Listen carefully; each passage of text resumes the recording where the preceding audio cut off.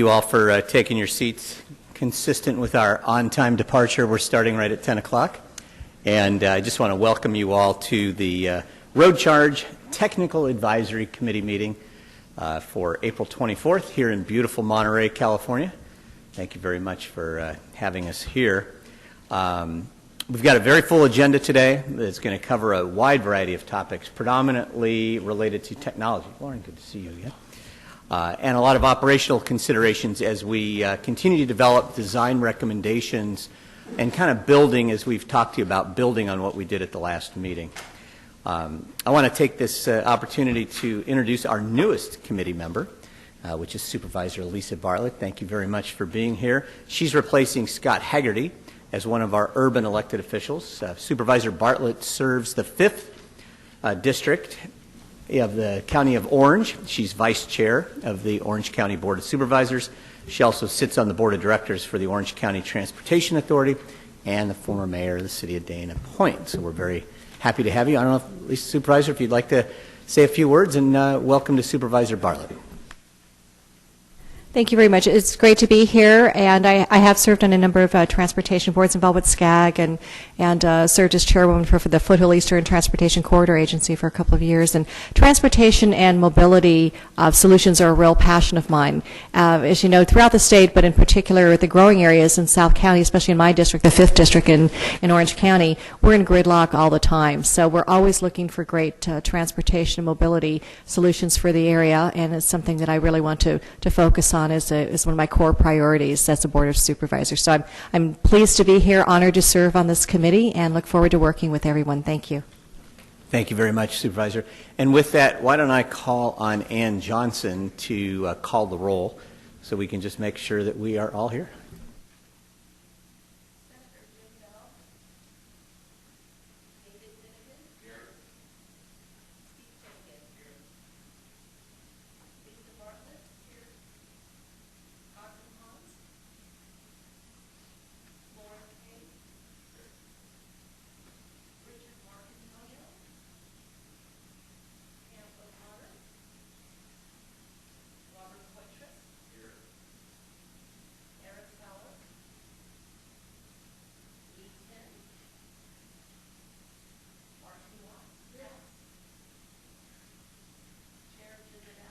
Present.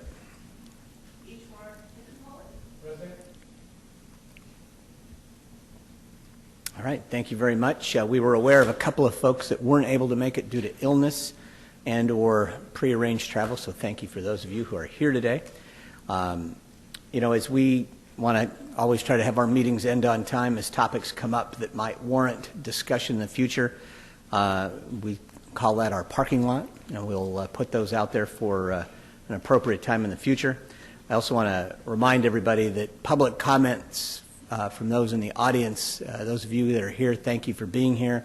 I like to make this interactive, so if there's something that you're hearing or not hearing, please raise your hand at some point.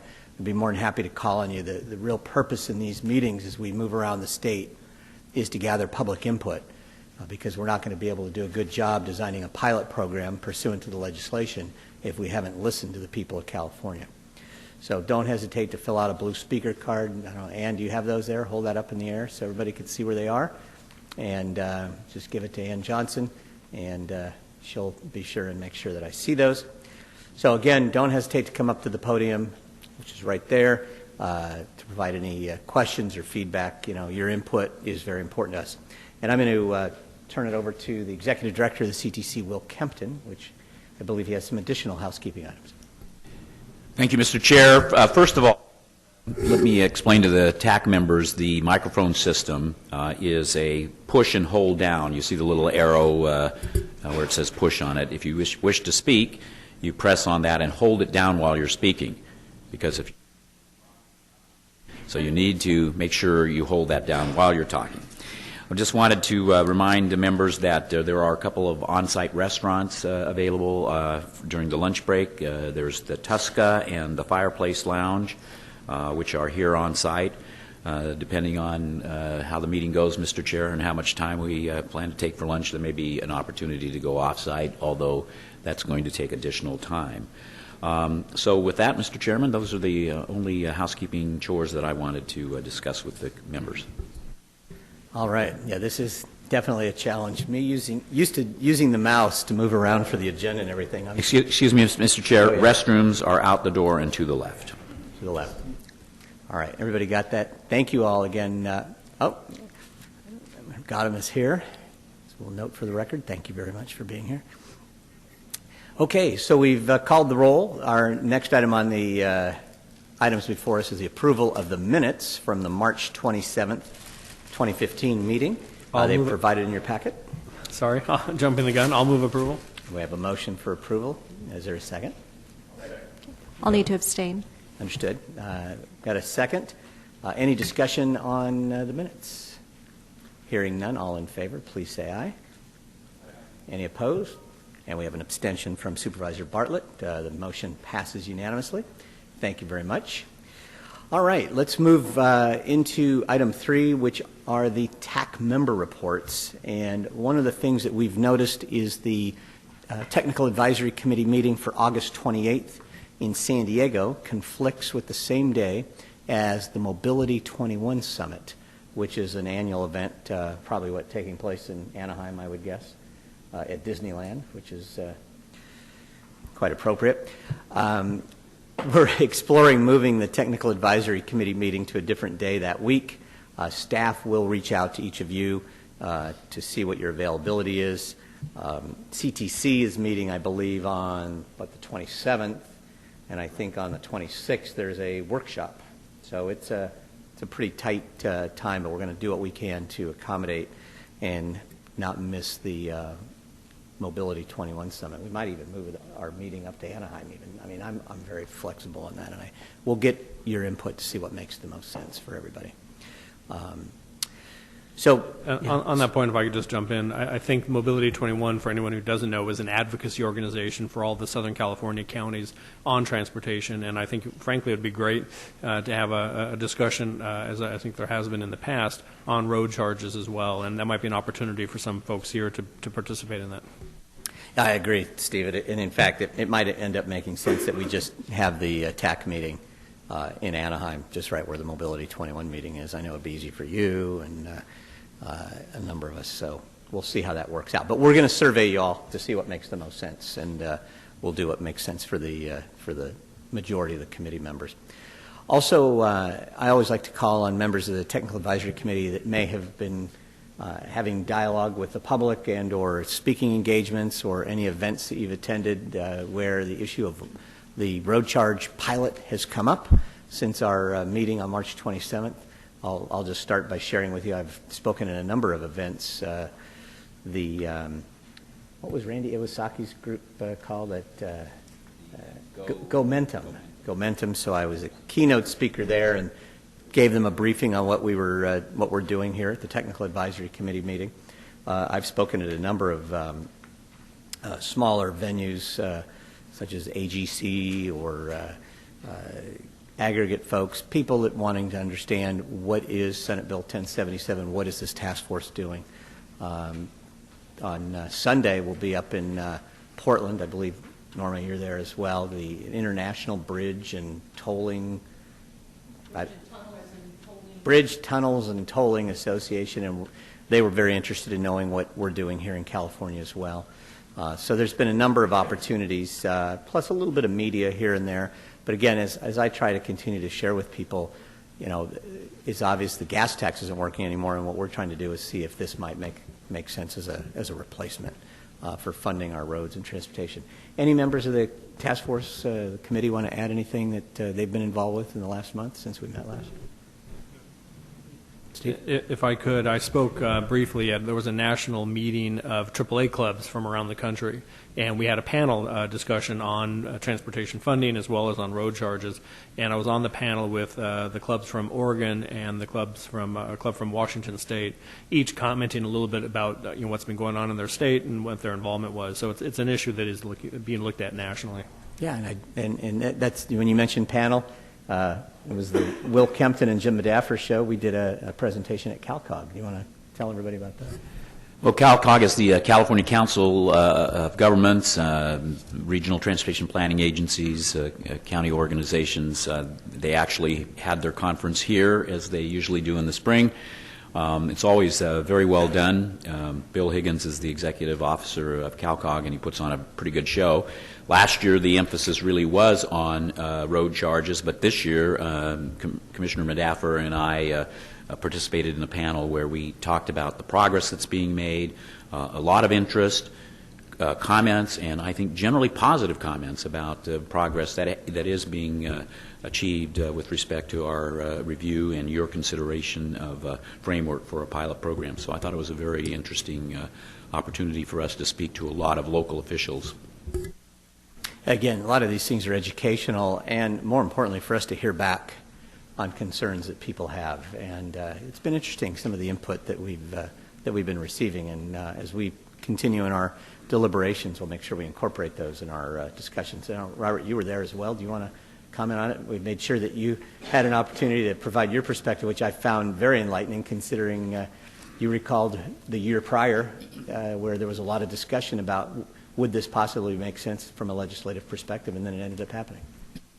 Right. It was interesting. It was a great presentation, by the way, that you guys gave, and great background. And there's a lot of electeds who were in the group who were actually, there's a lot of concern. I talked to some of them afterwards, as well as probably you guys did, and it was so it gave a chance to kind of help explain to them. But yeah, so we've talked about the public, educating the public, but again, there's policymakers and electeds on a local level that really need to be brought up to speed that can help influence their jurisdiction. So absolutely. Thank you. Anybody else want to add? All right, well then let's move over to Carrie, who on item 4 is going to give us updates of ongoing work. We've got a number of attachments to the agenda, 4A, 4B, 4C. And again, if any of you in the audience have seen any of those reports or have any questions or comments, again, please don't hesitate to chime in. Carrie? Good morning, Chair and committee members. Staff has been busy this month working on developing the website, identifying potential research opportunities, and constituting the work group.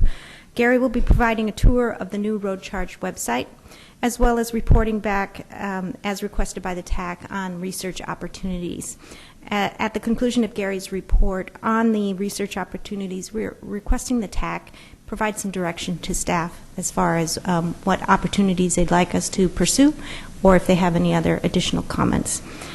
That's will be a formal action. Great. Thank you, Carrie. Good morning, Chair Medaffer, committee members. Caltrans staff is pleased to present the website. We've been working quite diligently on it for the pilot project. We're in the final process of beta testing right now. And what I intend to do is take you through very quickly, high level, through the front cover of the web page. We do expect that after the final beta testing and final approvals, we should have this up and running sometime next week. So without further ado, the front cover looks just like what you see on the screen here.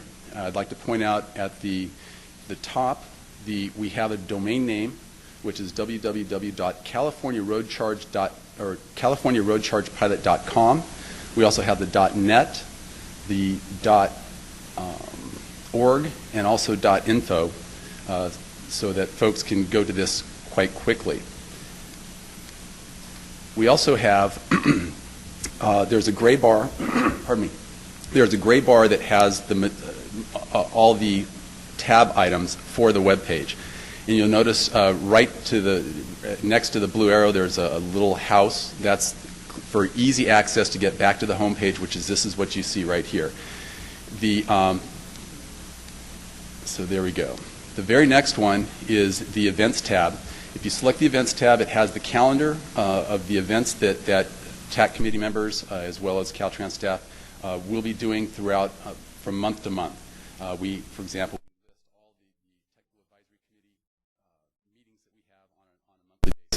any outreach, any other type of events that is open to the public will also be posted on the events tab there. We also have an FAQ section. We have a lot of frequently asked questions, so we've basically compiled those, and we have answers to those. So a person who is interested in any of those types of questions would simply select that FAQ tab, and they would be directed to the site. There's also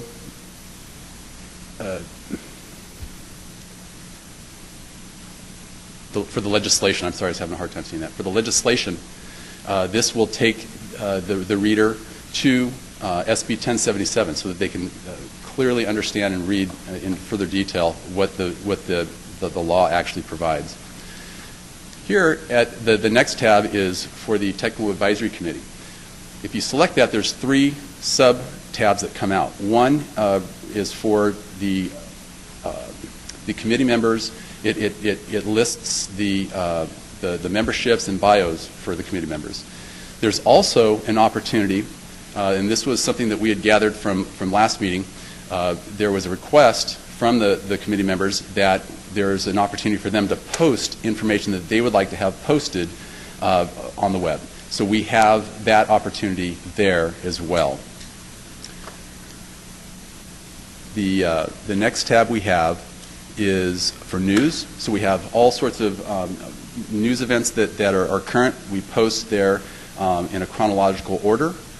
And the very next one is resources, and it's chock full of reports that have been done here in California, CTIP, for example, reports that have been performed in Oregon, Washington, nationally, and even some international reports we have listed there.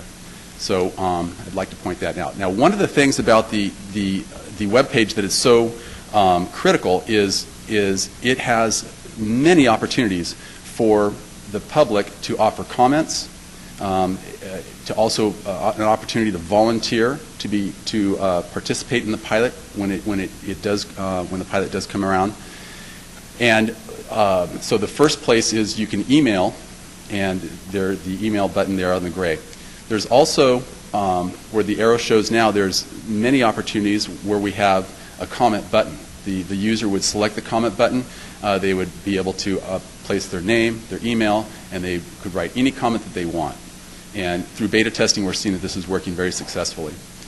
There's also the opportunity to volunteer. Again, any interest of folks volunteering, they would go ahead and list their name, their email address, their zip code for their location, because we do need to know where their location is generally, and some very, very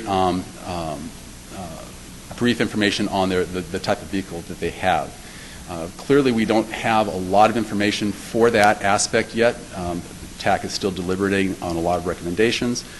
So as we get more information, we can bolster that section. But right now, what we're trying to do is capture folks that are interested in volunteering.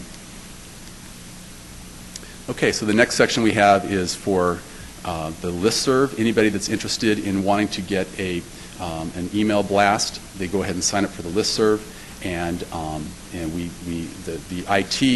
Caltrans IT folks hold on to the web or the email addresses.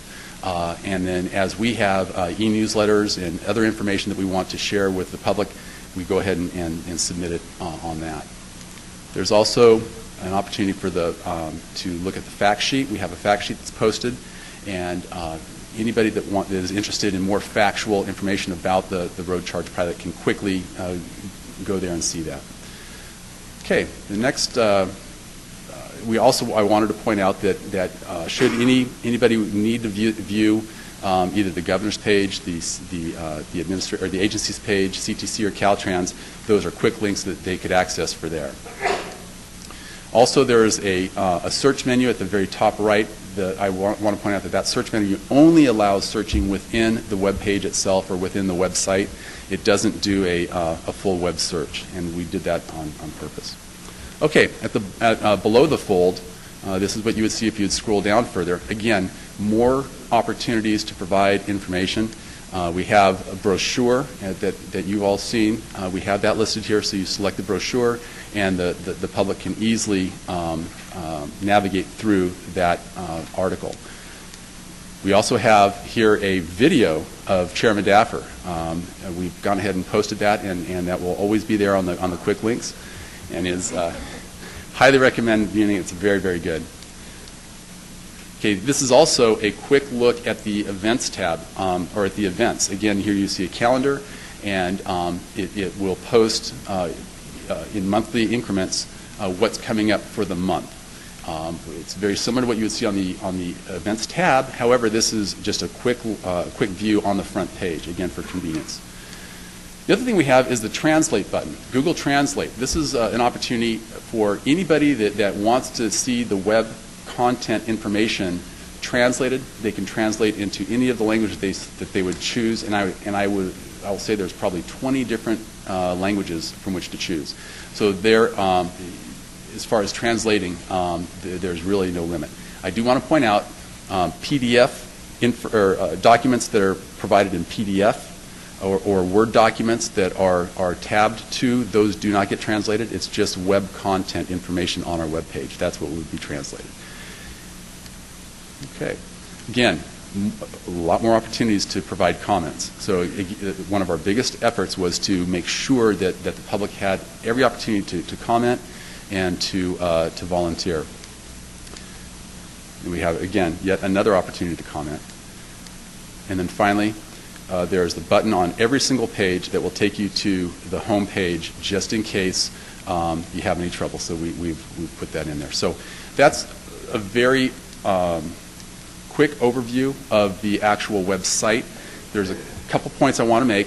Is the web page is best viewed through Google Chrome, Mozilla Firefox, or Microsoft Internet Explorer version 11 or greater. So I wanted to point that out. Most folks have those capacities, but that is an important notice. Also, these are fully tablet and mobile ready as well. So you can view these on your iPhone. You can view it on the Android tablets, laptops, computer, or desktop computer. So with that basically concludes this part of my presentation for the web page. Any questions at all? Professor.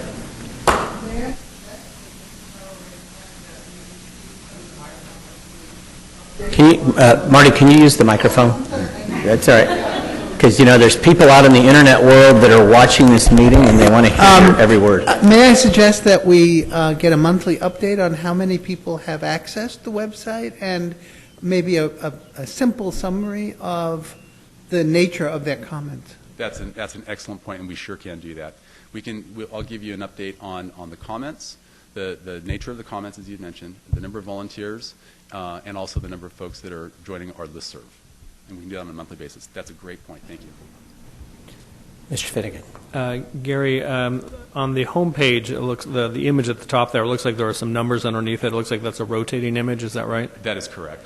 One suggestion, since the road charge is focused on those who will be paying it, I would urge that we have a focus on those who are paying amongst those pictures. That'd be great. Okay. Point well taken. Thank you. Yeah, the bikes can be on the side. You definitely want the bikes, but probably should have cars since they're the ones paying the freight. Makes sense. Thank you. And when I will just comment. I did a call with Gary and some folks that developed the website, and I think it's outstanding. And I'm just disappointed it wasn't up live for today. I know you wanted it to be. Any idea on the timing? We believe we'll have it up and running next week. Okay. It's a really good website, and the thing I was impressed with, it works great on your iPad. It'll work on your iPhone. It's very interactive. You have the iPhone up and down. You get the website one way. If you turn it sideways, it's the way it looks on your computer. Whatever the back end is designed wonderfully for mobile devices, and more than ever anymore, people are using tablets and smartphones as opposed to laptops. So I think it's a really nice website. Great. Thank you, Chair. Any other questions or comments?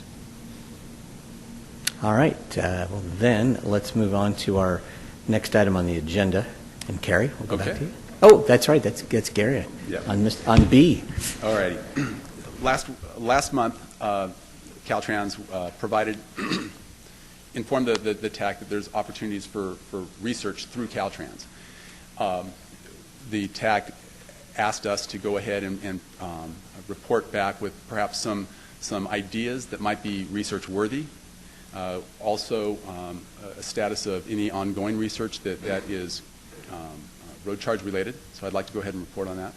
So for the members of the committee, it's item 4B. The document is from Norma Ortega regarding updates of ongoing work, research opportunities, if you have that in your packet. Okay.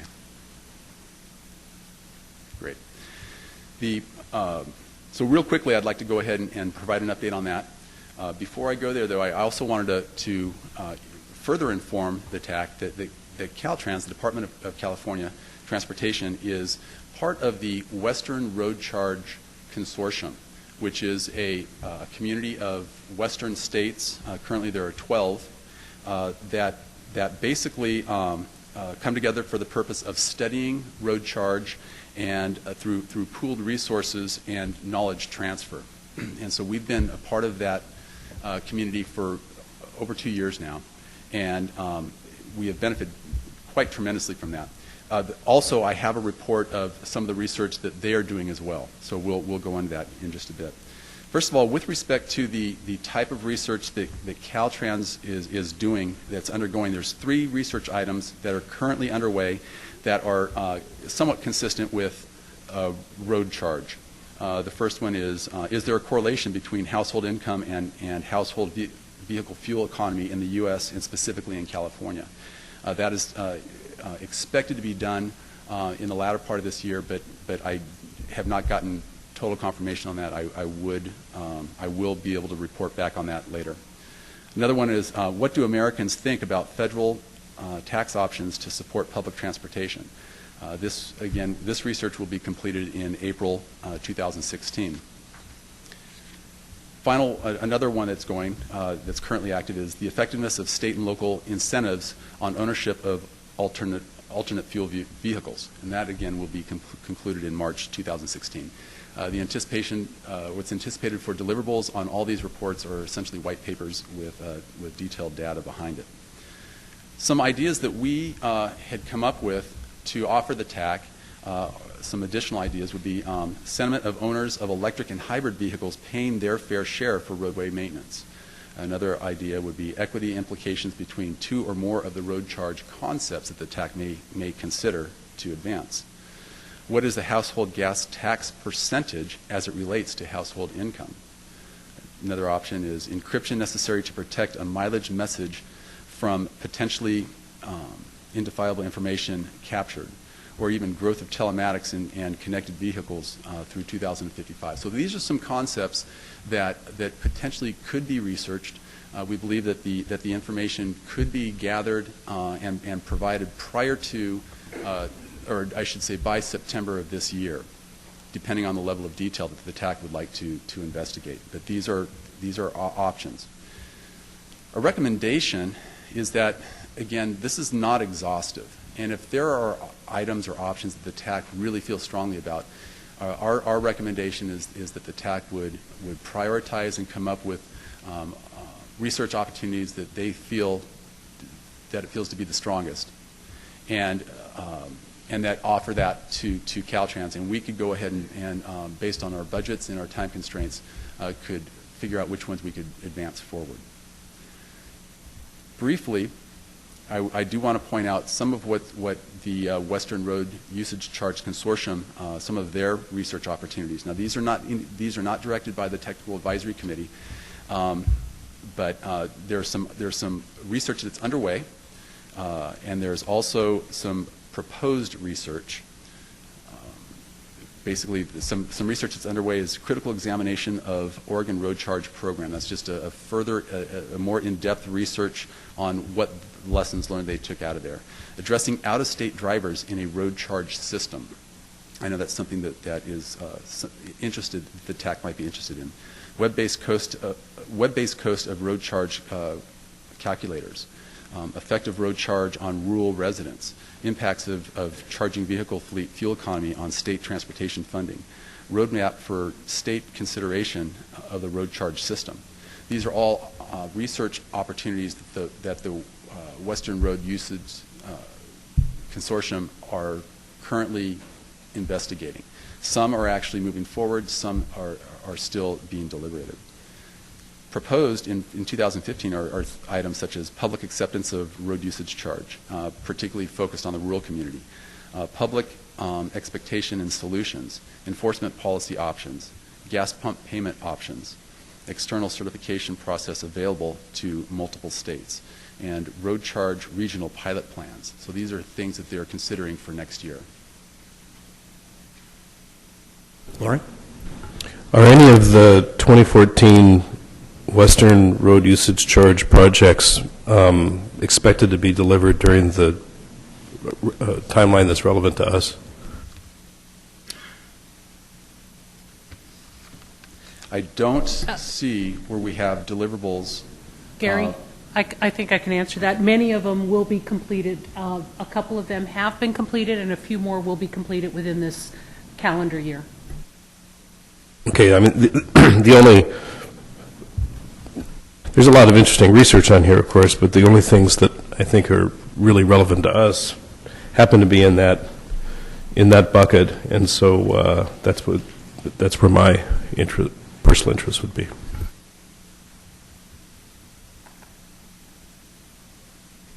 Steve? Yeah, I wanted to add on to that. I think that's a good point to find out what's going to be coming out of those efforts already.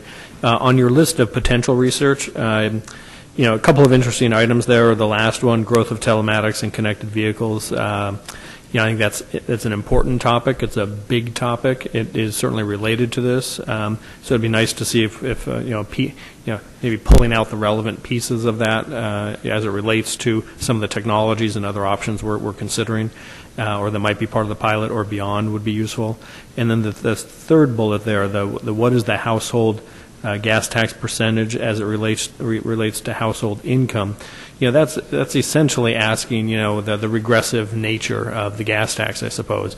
And if research is going to be done in that area, which I think is interesting, it would be good actually to look at and compare the regressivity of a variety of motorist taxes, whether it's the existing gas tax, tolls, registration fees, vehicle license fee, and a potential road charge, which could parallel the amount of the gas tax but be different, or could be more. So I'm not sure the next step for, as to determining which of any of these research will be conducted on, and if so, with what resources and in what time frame. Yeah, I just offer a couple of comments just on a very global basis. I mean, whatever we end up designing for California should be ubiquitous for the whole country. And, I understand all these different little research things, and I guess they need to do that to help them get information. But I want to make sure at the same time we're keeping the eye on the ball that what we're supposed to be doing, getting those things accomplished, and hopefully coming up with something using both non-technology methods as well as technology methods that can be ubiquitous to the whole country. Clearly, people around the U.S. are watching what we're doing in California, and as we normally move, so goes the rest of the country. So I've been very mindful of that on whatever we end up recommending. It's got to be important. So I certainly appreciate the alliance, and I think it's this consortium. I think it's good that they're all talking, but I want to make sure I take care of number one first, our state, and do what makes sense for us.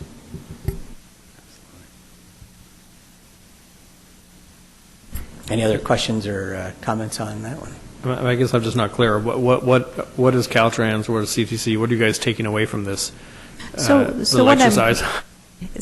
So what we're looking for is a formal action by the TAC as to which of the 5 options that were provided, or if you have any other suggested research, we will go ahead and, if you take formal action, a vote, and then we'll bring it to Caltrans. Caltrans will run it through their, it's called DRISI, but their department, and determine whether or not they can do it within the time frame and the resources required. That would all be on the Caltrans side, but we do need some type of formal action. So, Mr. Chairman, I'm not sure we need to take a formal action to ask for research items. If there's any expression of interest, what we want to do is make sure we provide you with information that's helpful to you in your task of putting together this framework. And so I think that much of this was informational in the sense that there is research efforts that Caltrans has underway, which is the first part of the memo. I think that Member Kay really hit the nail on the head with respect to if we see these projects that the western states are doing, let's get the results. Let's make all of the results of these research efforts available, and some of the information may be helpful to the TAC, and other parts of other information may not be. But let's just commit to provide all of the research information that we have out there, make it available so that the TAC members can access that. If there's something that we specifically want to communicate to the TAC, then we should schedule to do that. We should make a specific recommendation on a research item. But I'm not sure we need to have any kind of a formal action that you would take to ask for a research item. Let's provide all that information, and if you have questions about it, that can come up in subsequent meetings or between meetings, for that matter. Excuse me. I think certainly we can provide the information that's, as these studies are completed. I think the question is there anything that the TAC would like us to do research on, and if so, we would need to know sometime by June at the latest so we can meet the time frame. So are there additional research opportunities that are relevant to the work that this group is doing? And if so, if there isn't, that's fine. But if there is something that you would like us to explore, then we would need to know by June. And if I could for just a second, I mean, I think that it comes full circle to our meeting last month, which was the question was put to Caltrans and CTC. Is there research you feel you need and or would be helpful? And maybe the answer is no beyond the additional research that's coming out anyway. So I guess I would ask staff if you feel that there's anything needed.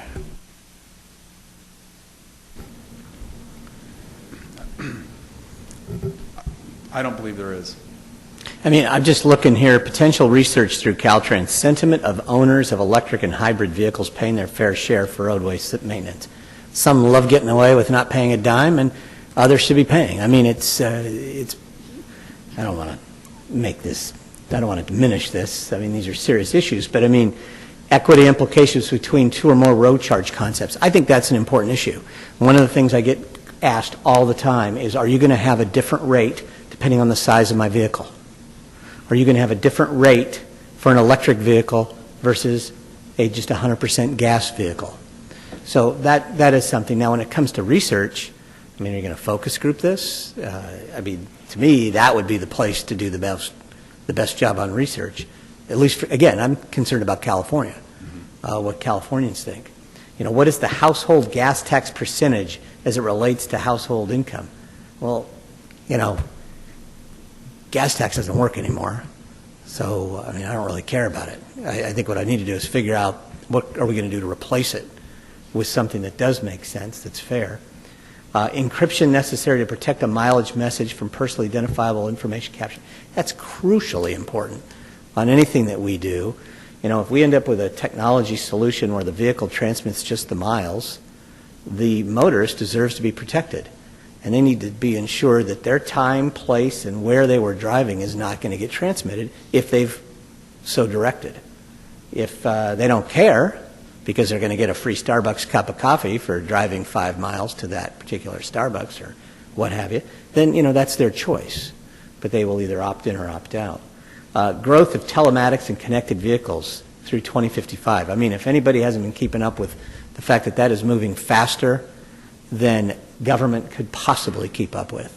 There was just an article today, in fact, I'll share it with you right now, is, of all things, on ABC. It was a study that came out of France, Berlin, yesterday's date. Transportation experts say car-congested cities could become a thing of the past, provided people are prepared to ride share with a robot driver. Now, of course, we had some telematics and automation last meeting. But in this study published Thursday by the Paris-based Organization for Economic Cooperation and Development, suggests that widespread use of taxi bots could cut by 90% the number of cars needed to perform the same number of journeys per day. And they go on to talk about that basically just as we heard one of the speakers from Canada say at the last meeting, and he argues that, 15 years from now, one car will do the work of 9 today. And this isn't just poppycock, I guess. This is real stuff. It's happening. So back to the research, growth of telematics, I mean, just read the paper. I think that's pretty easy.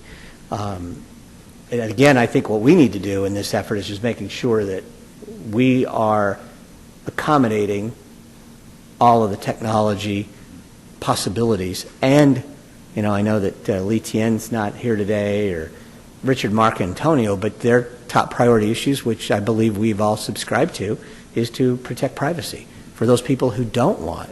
Gotham knows that as well. They want to have their privacy protected. So I think those are our critical issues. And there was something else I read in the backup, and I know we'll be coming to it. Whether we simulate DMV's involvement or not, the public deals with DMV much more often than they ever deal with Caltrans, and so we're going to have to make sure that, whatever technology issues are used, somehow or another, is going to have to probably be I'd hate like heck to have to create a whole new department in the state to just be managing this thing. It ought to make sense to do it just within the infrastructure that we have. Caltrans obviously needs the money because our roads aren't getting what they deserve. But anyway, I think these are great ideas on potential efforts, but I just want to stay focused on the things that are going to get us to concluding this pilot as quickly as we can with the most information. And so far, I think everything you've brought forward has been spot on. And a few of these items that you had here in these top bullet points are important, but I just don't think that we need to go too sideways with it, and I would hope Caltrans wouldn't either. So, Mr. Chairman and members, I think what this report does is responds to the requests from the previous TAC meeting, which was to get a sense of what's being done, what kind of research is out there, and I believe the TAC did also ask for other items that might be researched, which is provided here through the potential research efforts. I'm not sure that this group of potential efforts is necessarily meets what the TAC might consider your needs with respect to research. So that's really, I think, the crux of the issue, Mr. Chair, and that would be: are there other items that the TAC would prefer the Caltrans use its resources, or for the Commission or anyone else to try to identify research that's already been done in those particular areas? And so if there are any additional items, if those can be made known to us, I think Ms. Ortega has indicated that we would have to know by June in order to be able to complete any effort to provide, to be able to inform the TAC as you conduct your efforts. But I believe, as I said in my earlier comments, that any of this information should be made available to you so you have access to it, you can take a look at it, and again, I don't think we need to have a vote on that unless, of course, the TAC wants to vote on that issue. Marty?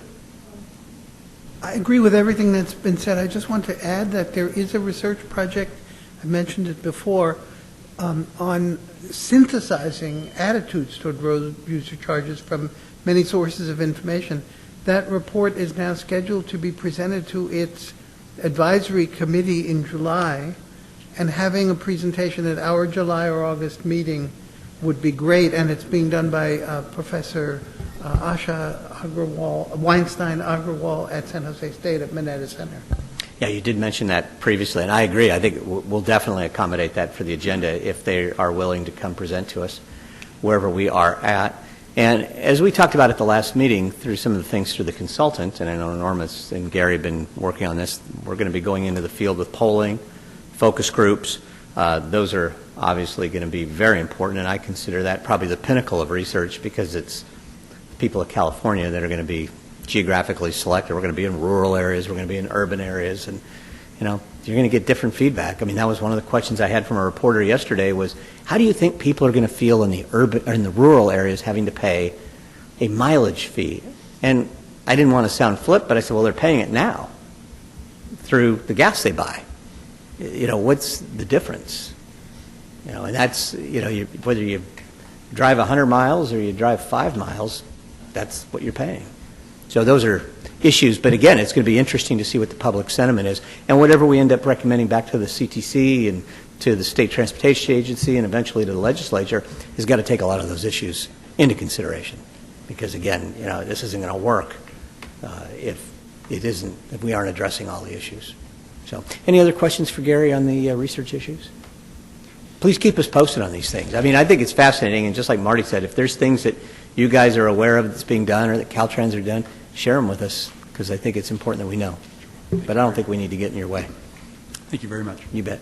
Let's go to Laura, who's going to give us a little update on the working group to the Technical Advisory Committee. Laura? Good morning, committee members. This is an informational update on the road charge work group, which has been developed to meet consultation requirements in Senate Bill 1077 and to support the TAC as a resource to efficiently gather and provide expert input. As of today, we have 16 confirmed members, and staff is actively working to secure an additional 4 members, putting the total work group membership at approximately 20 individuals. Staff has provided you with a draft work group roster in your packet. The work group is being chaired by Ann Mayer, Executive Director of the Riverside County Transportation Commission, and work group participants include representatives from a wide variety of areas, including vehicle users, vehicle manufacturers, fuel distributors, tribal governments, social equity and sustainability advocates, taxpayers, state, local, and regional transportation agencies, as well as building and construction and business and economy interests. On April 20th, the work group held a kickoff teleconference where they received background information on Senate Bill 1077, determined a monthly meeting schedule, and discussed the procedures by which the work group will gather and transmit information to the TAC. As the work group just convened on Monday, they will focus their efforts on providing feedback for the May meeting. The next work group teleconference is scheduled for May 20th. One organization represented on the work group, the California Taxpayers Association, submitted a formal comment letter for your consideration. At this meeting, it has been included in your packet. That concludes my informational update. I would be happy to take any questions or feedback that you have. Okay, any questions on the work group? Sure. Quick question. So all of these groups have agreed to participate, is that correct? So on the roster, I think we're at 16 that have agreed. We have 4 slots that we are trying to secure a representative at this time. We've made some initial outreach, but we haven't dialed them in just yet. And when's their first meeting? We held our first kickoff meeting on Monday, and we'll meet again for the May meeting on May 20th. Perfect, perfect. And then at some point, are we going to start getting input from the committee so we can get an understanding as to what they're doing? That is absolutely our intention. Okay. We plan to have a process whereby they receive the briefing materials when you guys do, and then we have a briefing teleconference. We coordinate that input, and then staff and/or Ann Mayer and/or a representative from the work group will then present to you their feedback. Okay, thank you. Lauren? Oh, was that the question? Okay. Any other questions on that item? From the audience, sir, please come up to the podium and state your name, and if you haven't filled out a blue slip, please do so we can know who you are. I have already, thank you. Wonderful, thank you, sir. Welcome. I'm Norm Groot. I'm the Executive Director of Monterey County Farm Bureau, and welcome to Monterey County. Thank you for coming and seeing our beautiful county. What I did not hear on this working group is a representative from agriculture, and I think it would be important with all the different agricultural issues that are involved in this that someone from agriculture participates on the work group. And I have not seen the list, so I don't know if that's covered or not, but I would suggest that someone be contacted from agriculture and be willing to participate in this. That's an outstanding suggestion. Will or Laura, do you want to respond to that? Thank you, Norm, for being here and for that feedback.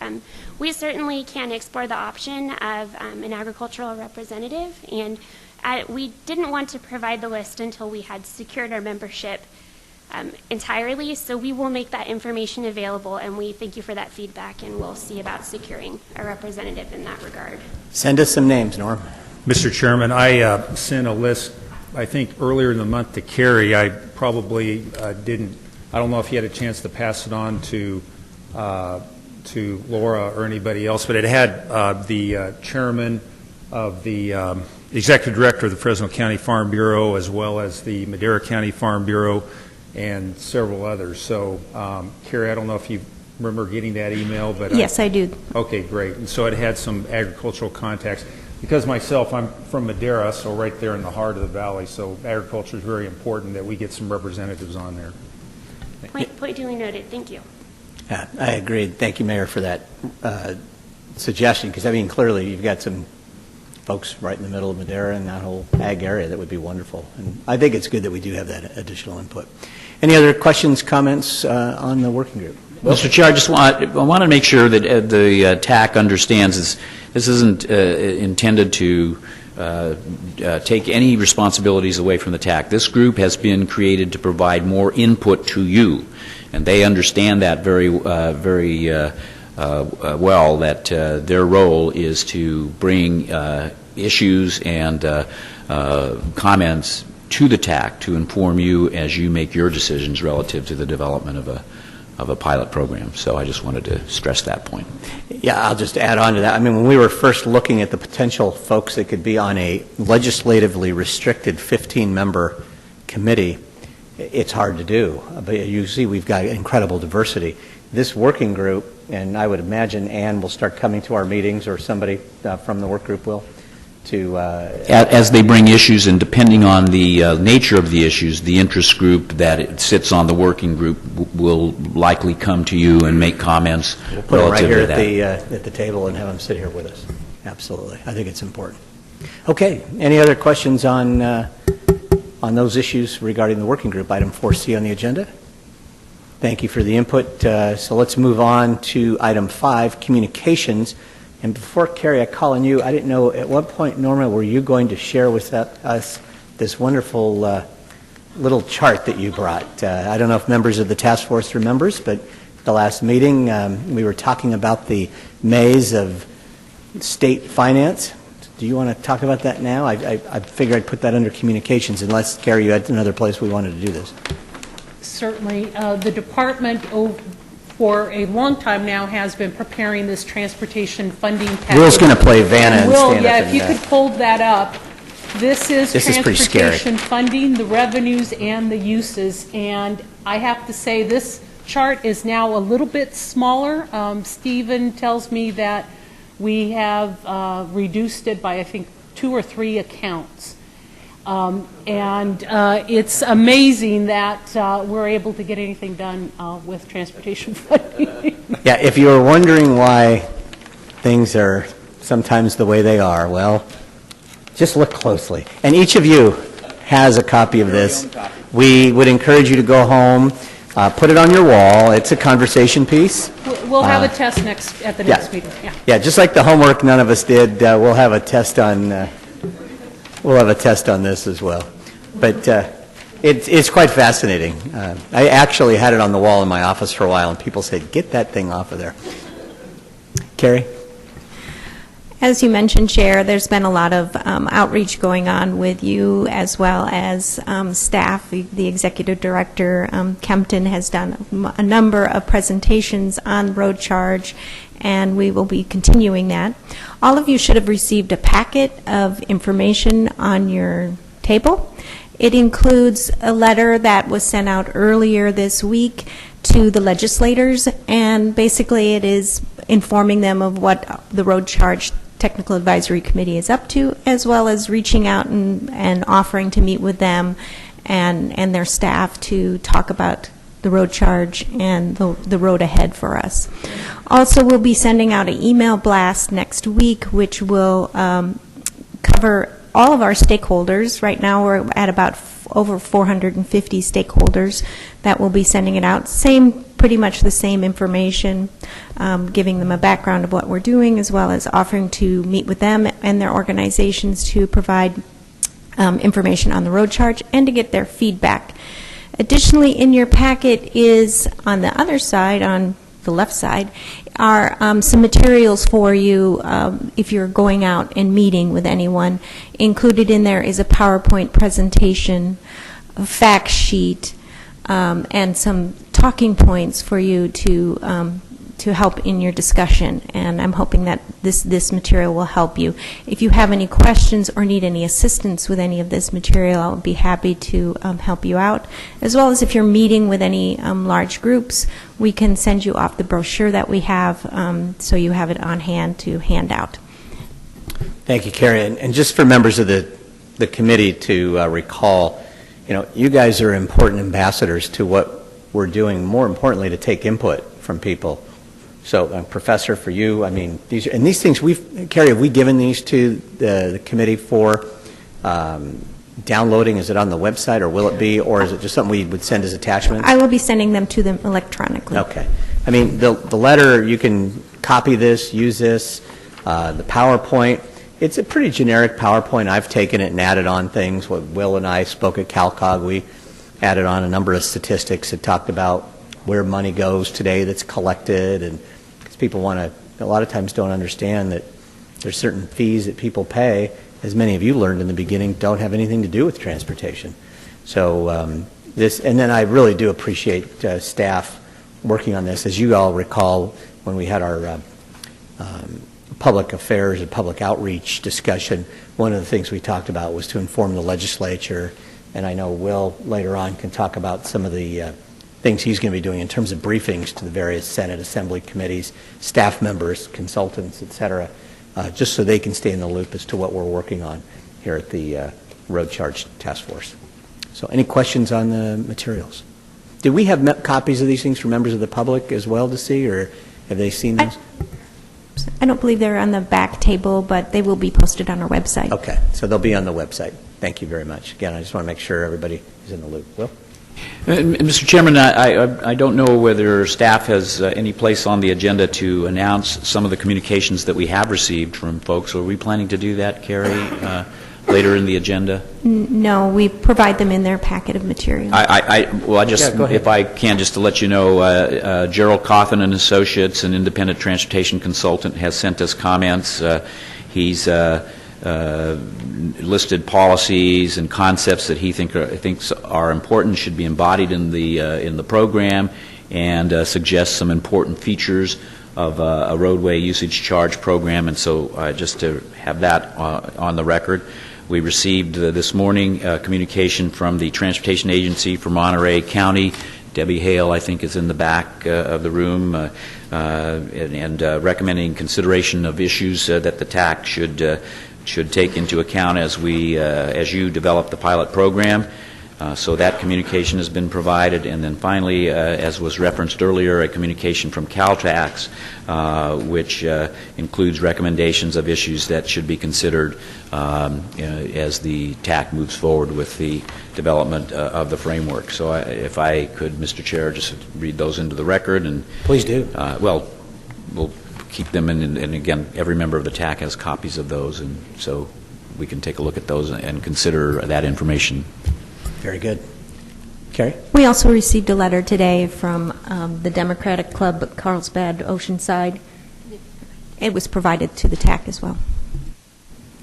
Yeah, and again, I read that letter this morning, and I think, again, it just demonstrates some of the public outreach that we need to continue to do. There's some things they raised in the letter that have absolutely nothing to do with what our mission is, but I think it's important that, again, from our website, once that goes online, Gary, I think we'll be answering a lot more questions, and we should take into consideration any of those kind of comments that we get from people, add that as a Q&A on the FAQ or something like that. Okay, great.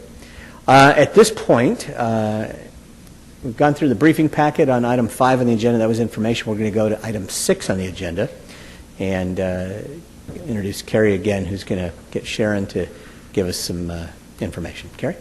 Committee members, Shannon Crum will be recapping the action the TAC took at the last meeting. Everybody okay?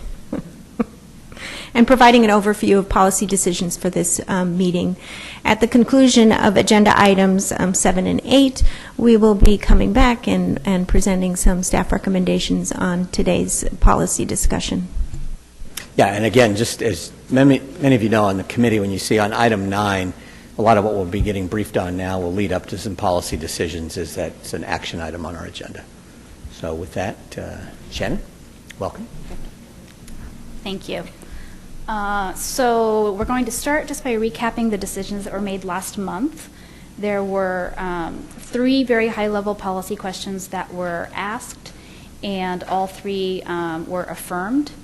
And I think I tried my best to summarize the discussion that came out of the meeting. And so the decision was made that we will move forward with testing only those automated options that are already capable of deployment. In other words, not try to invent any new gadgets. And advance for now at least 4 or all 4 of the manual options that are available to the next stage of the analysis. Today, Matthew Dorfman will be revisiting all of those different technical options and operational concepts for you. And one of the goals for today will be to further reduce or streamline the number of options that are available. Keeping in mind that discussions about privacy protections won't occur until next month.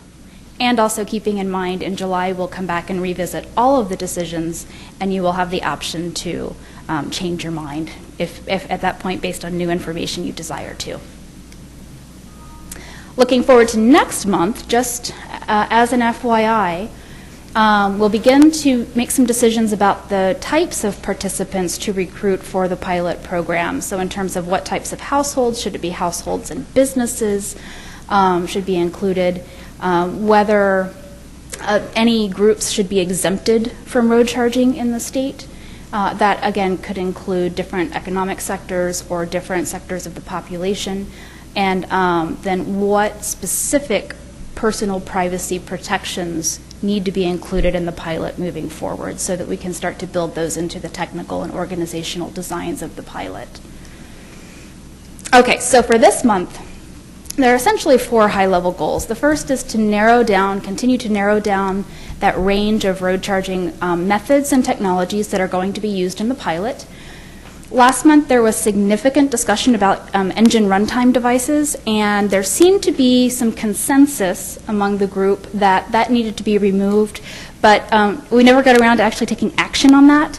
So I wanted to bring that up, remind everybody of last month's discussion, reaffirm that there was indeed a consensus that engine runtime is off the table at this point, and then we will have a formal recommendation at the end of today's meeting if everybody's in agreement with that. Does everybody remember that? It was a do you all remember? Little thing that looked like a light bulb screwed in, and it apparently just does vibration or something.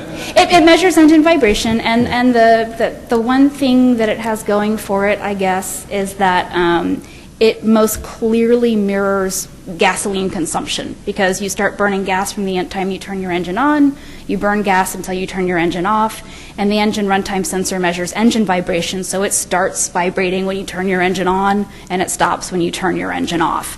Right now, devices exist for large commercial vehicles, but they are not available for passenger vehicles. And so I think that was a big part of the discussion. They also don't address road usage. You could sit and idle for 5 hours and be charged for 5 hours of idle time. So, all right. I think we all, pretty much, as I recall, there was a consensus that that wasn't coming back. And that's what we remembered. There was just not an action taken. Well, and that's incorporated in our action on the agenda and that will be today. incorporated later. Great. So, again, Matthew Dorfman will be running through, again, these different operational concepts and the technologies that go along with them. But this last month, he concentrated very heavily on the technical aspects of them.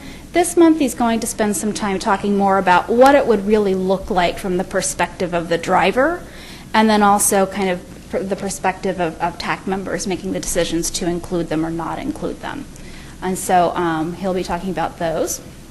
The second goal, high-level goal, will be to decide whether to include out-of-state vehicles and out-of-state drivers in the pilot. The third high-level goal is really to decide whether the pilot should test interoperability with other states' systems. As other states, Oregon has a pilot, they'll start recruiting participants on July 1st.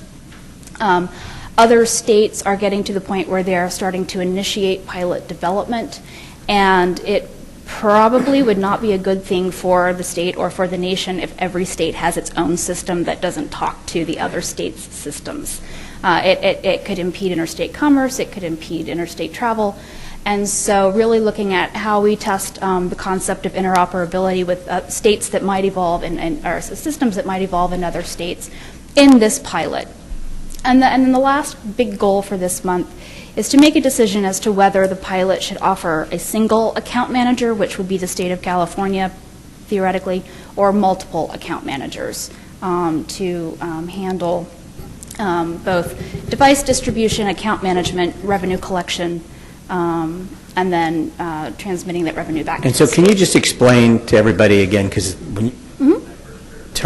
when I first heard the term account manager, I didn't understand that. So you just started alluding to it, but I just want to make sure everybody right.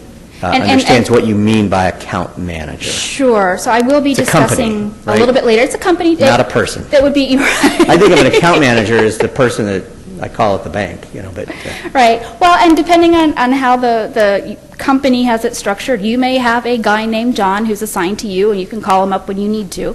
But it would be soliciting companies to come into the state and essentially manage a portion of the population's road usage charge accounts.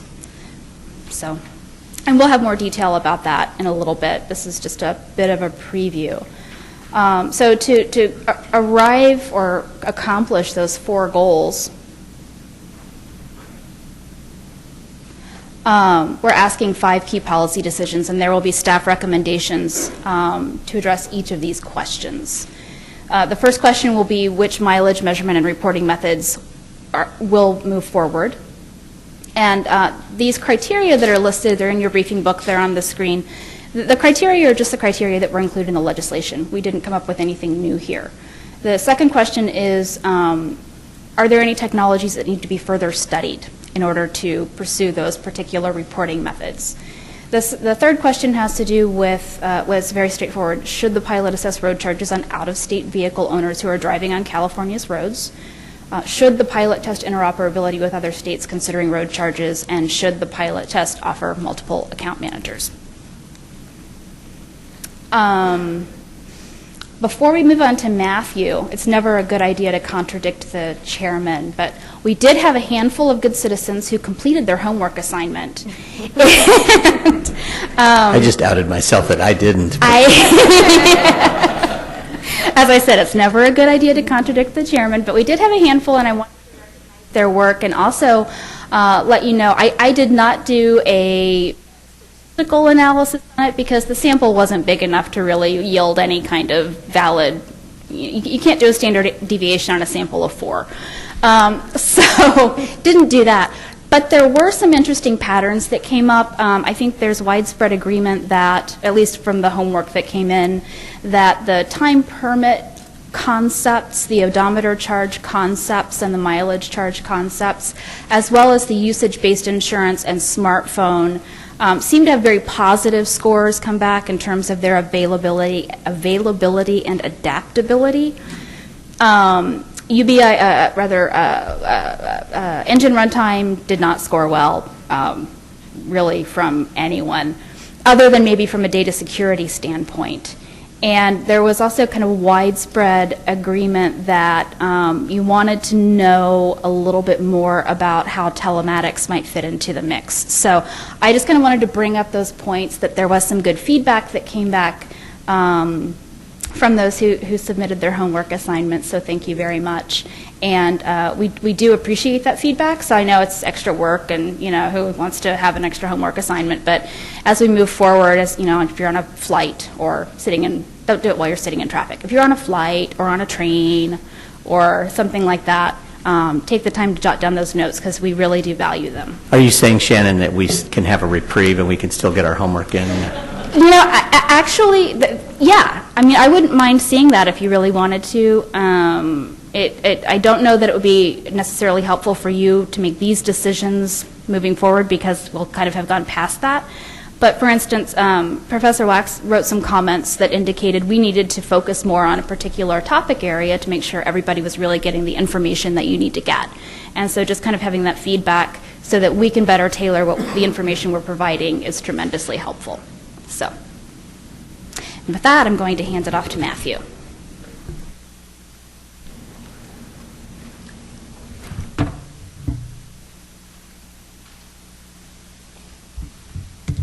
Good morning. It's great to be addressing you again.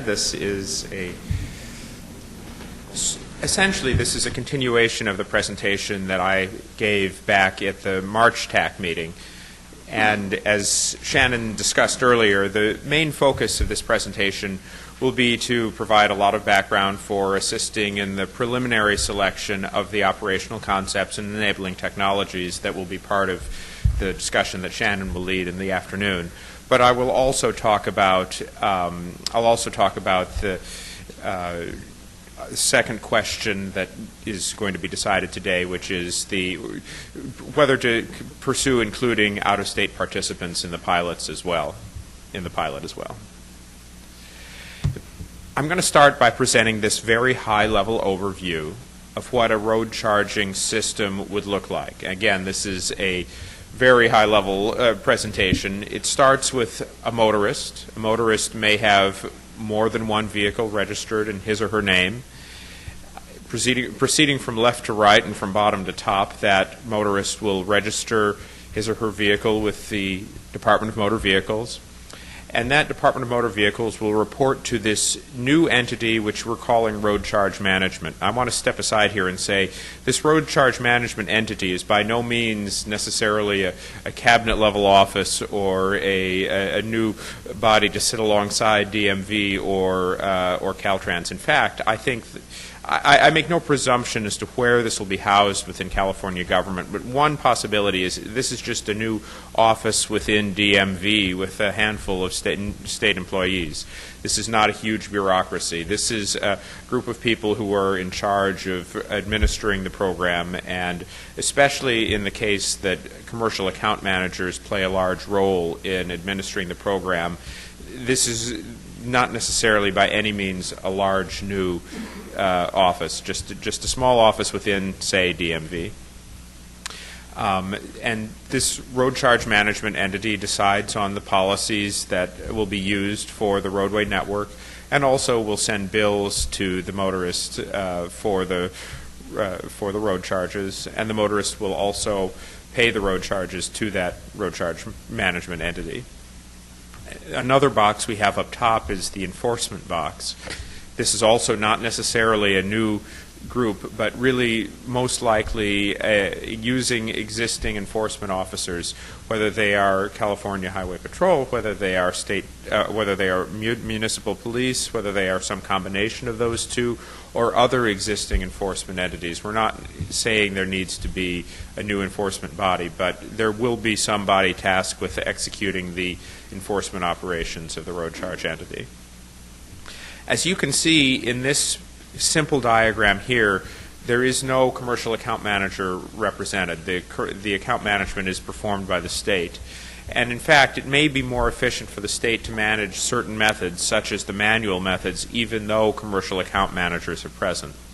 So that's why we're presenting this simpler version of the diagram. And I'm going to move on to the second diagram, which includes commercial account managers as well. And the commercial account manager now sits sort of in between the road charge management entity and the motorist.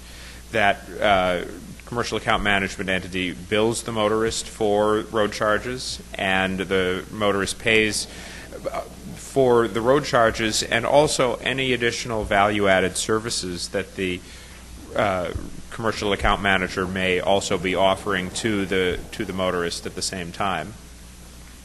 At the same time, the road charge management entity does perform some oversight functions of the commercial account manager, including an initial certification and then ongoing financial audits and things like that. Matt, can I interrupt you for just a second? And if you're going to address this later on, then Sure. then tell me and we can do that. But you said that in the state may want to retain management or the relationship with the consumer in the case of the manual functions. Could you play that out a little bit, why that would be preferable than a third party? I want to emphasize the may. That was not a prescriptive. The main. You say may. Yes, the state may want to. there is a clearer business case for private entities to provide value-added services to the public with automatic methods. With a manual method, the state would probably have to pay the private entity a certain amount to actually execute the service.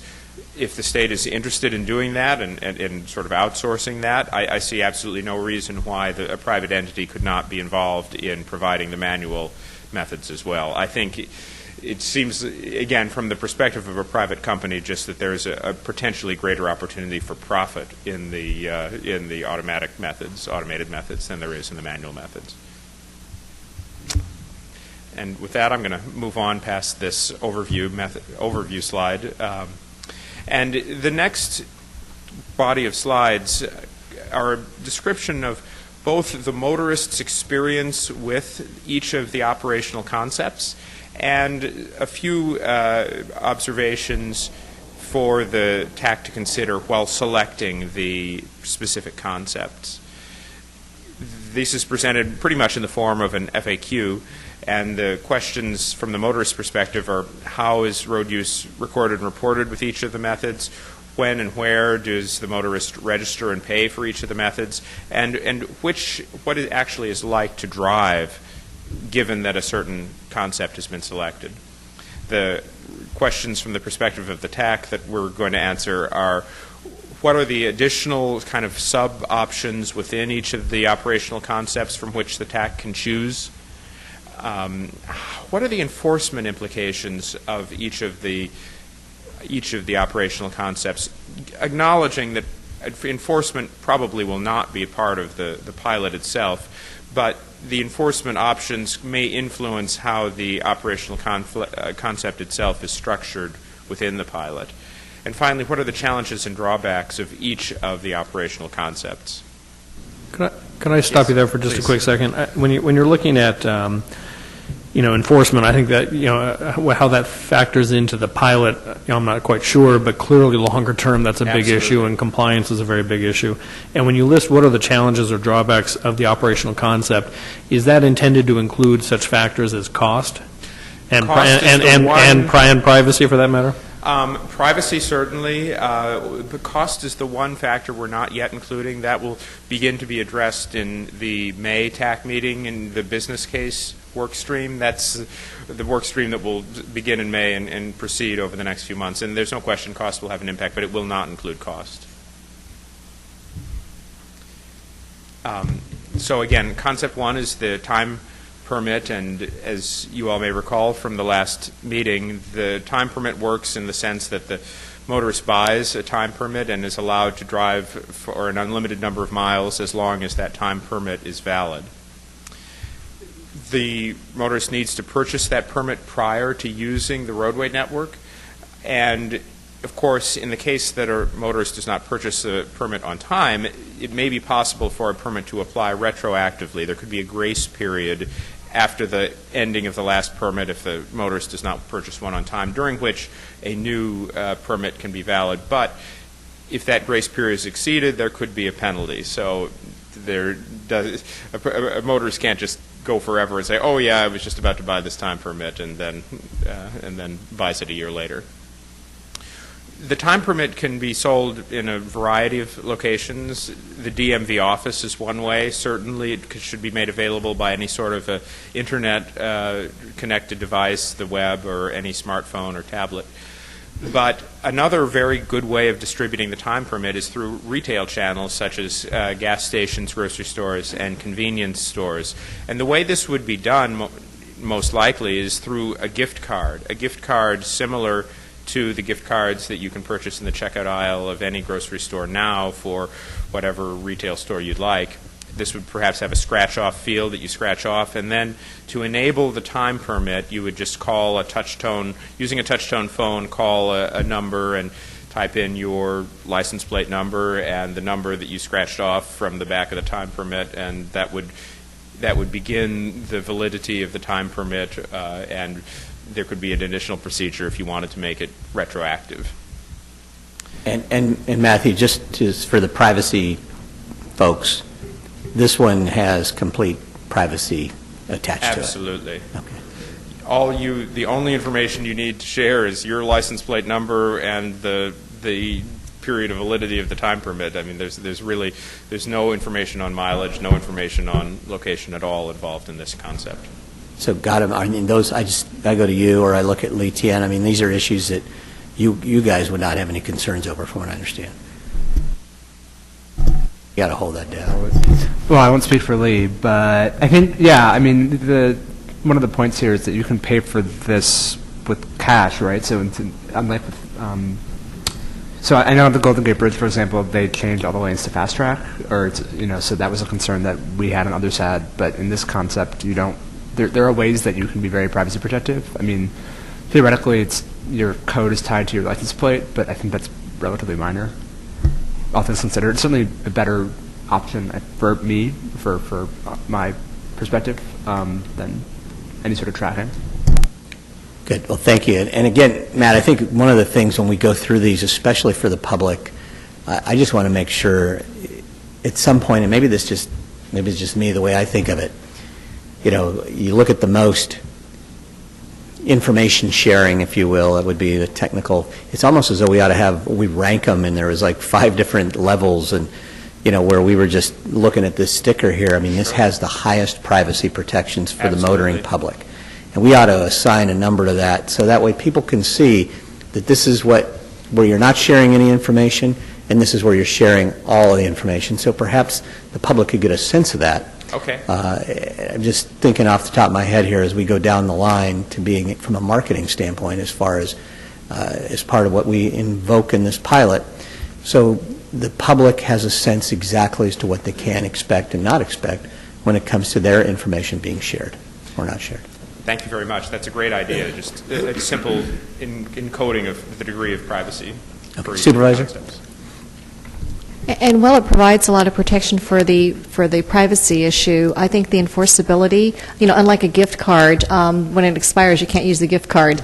Time permit, how do we enforce that, penalties, and how do we catch the folks that when their time permit expires, we get them back in the program? Sure, absolutely.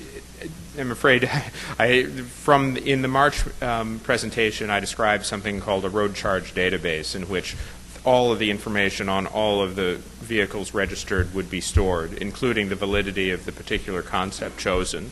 So there would be a central database in which each vehicle stored by license number or VIN would be have a record, and each record would include then the start and stop date of the most recent time permit. And ideally, the enforcement officers, whoever they are, would have access to this database to be able to check rapidly whether there was a valid time permit on a given vehicle.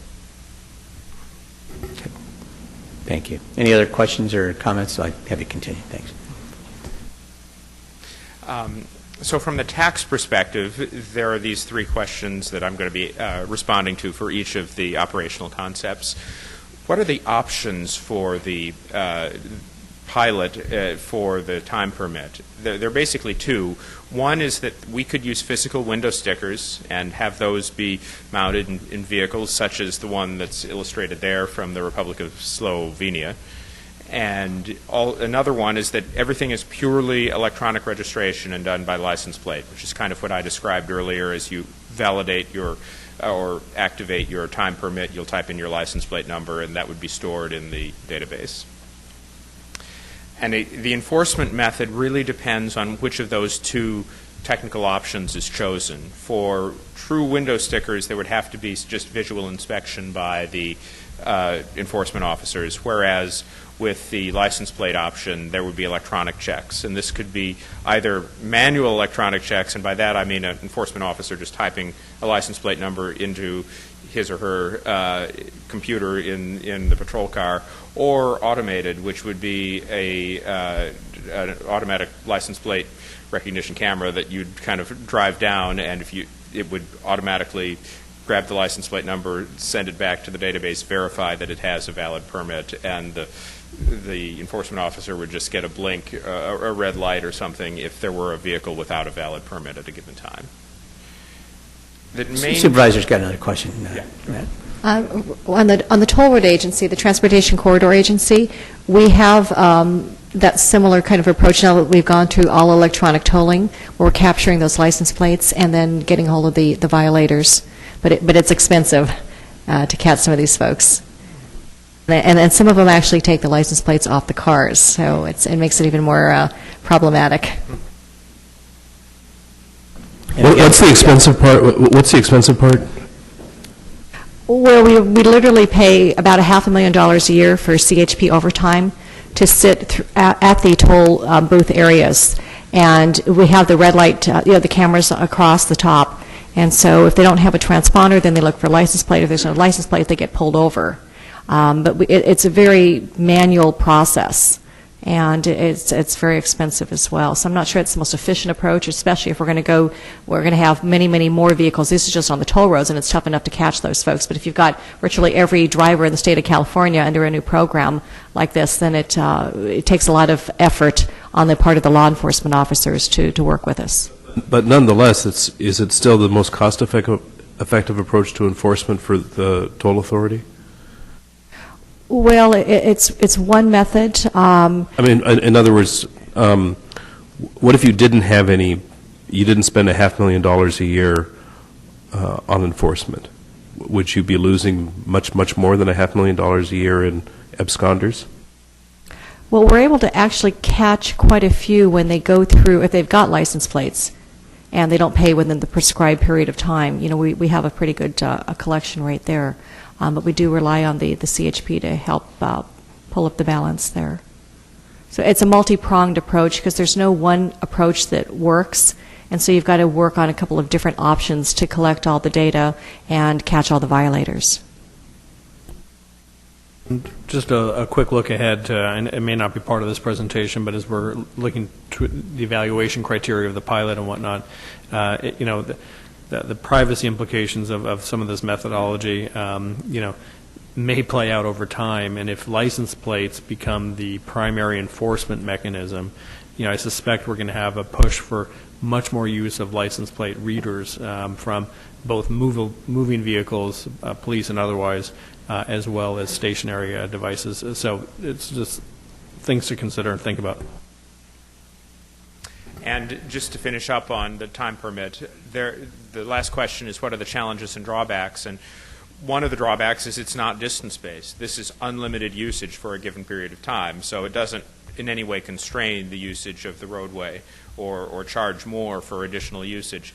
However, an immediate consequence of that is the price of the time permit for a given period of time is probably going to be relatively high for many drivers who are not like the top 1% of drivers in terms of distance. In order to prevent overuse, it needs to be at a fairly high level so that it's not people don't choose this permit and just drive a huge amount. That could lead to obviously losses for the state. I'm going to skip over the engine runtime because I think we've covered that. Lisa, go ahead. And again, any members of the committee, just speak up if you have want to raise an issue. Supervisor Bartlett. A question regarding the time permits. Could you have it set up like you can with a number of cards where you have different dollar amounts that you can purchase? So you have different mile amounts. One might be for 500 miles, for 1,000 miles, so Absolutely. People can gauge what they need and purchase what they need? Yeah. Okay. That's actually, you've skipped ahead to my very last slide on temporary road, but yes, so the time permit would be in terms of days, so it would be a week or 2 weeks or a month. This third concept, which I'm about to explain, would be in terms of miles, which would be 500 miles, 1,000 miles, something like that. And absolutely, so I would see the gift cards in the store with the big label on it. This is a 1 week time permit. This is a 2 week time permit. This is a 4 week time permit, and it would obviously have a corresponding price for that those different lengths of time. But you could also buy the number of miles as well. And for the mileage permit, you could absolutely have the 500 mile permit, the 1,000 mile permit, or, I mean, yeah, really, I make no restriction on what different varieties could be offered. Okay. And I think that's a very good point because, again, you hear from some members of the public, hey, I hardly drive. I want the simplest thing possible. Okay, Absolutely. Here, buy 500 miles, that'll cover you for the year, if that's all you do. And I think that would be a really nice option to make sure that we're offering. And that is one of the reasons the mileage permit itself is going to be so attractive. It'll be, those people who don't drive very much, it's very simple. And unlike the time permit, you can charge the same per mile rate with a mileage permit as you could with any of the other options without risking overuse of the roadway, because you're still paying for each mile utilized. Okay. So to remind the TAC, the mileage permit is a sticker or electronic registration based on purchasing a certain number of miles before you drive as in a prepay. So the mileage is recorded on your own vehicle odometer, and it's reported through the purchase of the time permit itself. In terms of when and where a motorist registers and pays, you would once again do so prior to using the road, and again, you could, like the time permit, you could have the possibility of making them retroactive, but again, you could have a grace period in case people didn't buy on time, but if you exceeded that grace period, there could be a penalty. And just like the time permit, you can buy them at the DMV, buy them on the internet or smartphone, or have a gift card type of a scenario in a checkout aisle of a gas station or a grocery store. You see all those little scratcher lottery things all the time. Just have the peel off mileage stickers. Yeah. I mean, you got to think of something that's going to be easier than what I think of on the DMV, and that's waiting in line a long time. So. Absolutely. So, you know, to incentivize this, I just had a brainstorm. We could have a combined lottery / mileage permit. You could scratch off and win 500 free miles. Exactly. Buy your $5 ticket here. And then how about also AAA? We can buy our stickers there. Yeah, exactly right. You know, this is going to change holiday and birthday gift giving forever. So can I go back to time permit just really quick? In looking at analogous, maybe Slovenia or wherever else, did they accommodate situations where a vehicle was out of commission? Let's say that there was got in an accident or was stolen, or there was an unforeseen circumstance arose. Somebody had a short-term time permit and was unable to utilize that. Is that just tough? My understanding is that is tough, and I've experienced this in Austria, driving on the Austrian Autobahn.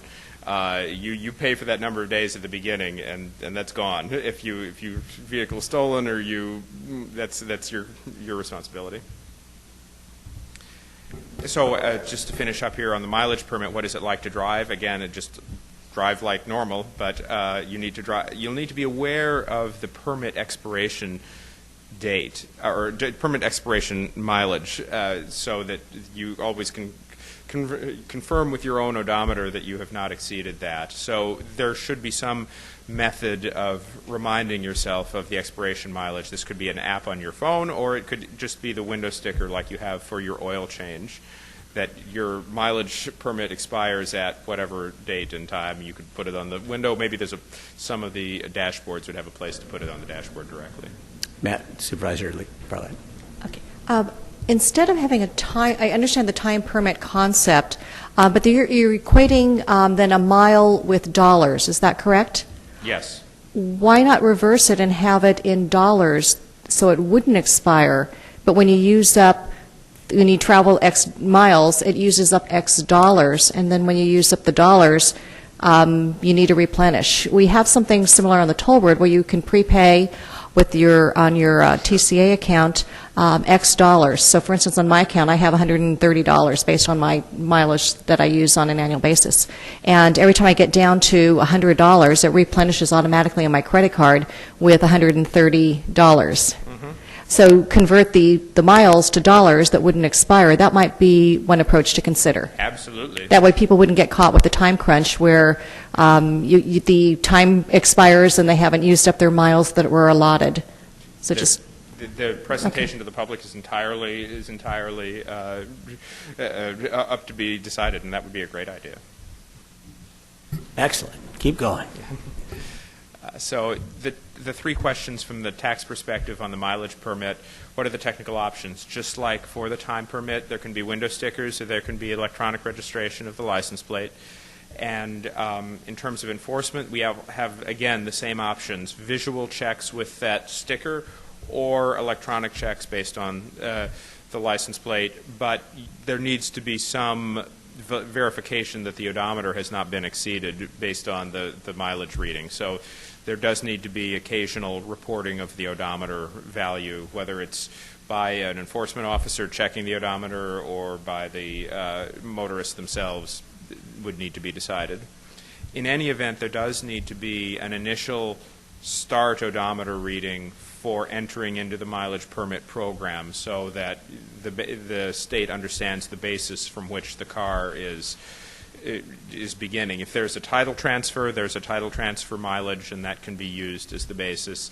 If a person is moving into the state, they may be required to have an official odometer reading or something to get that mileage recorded.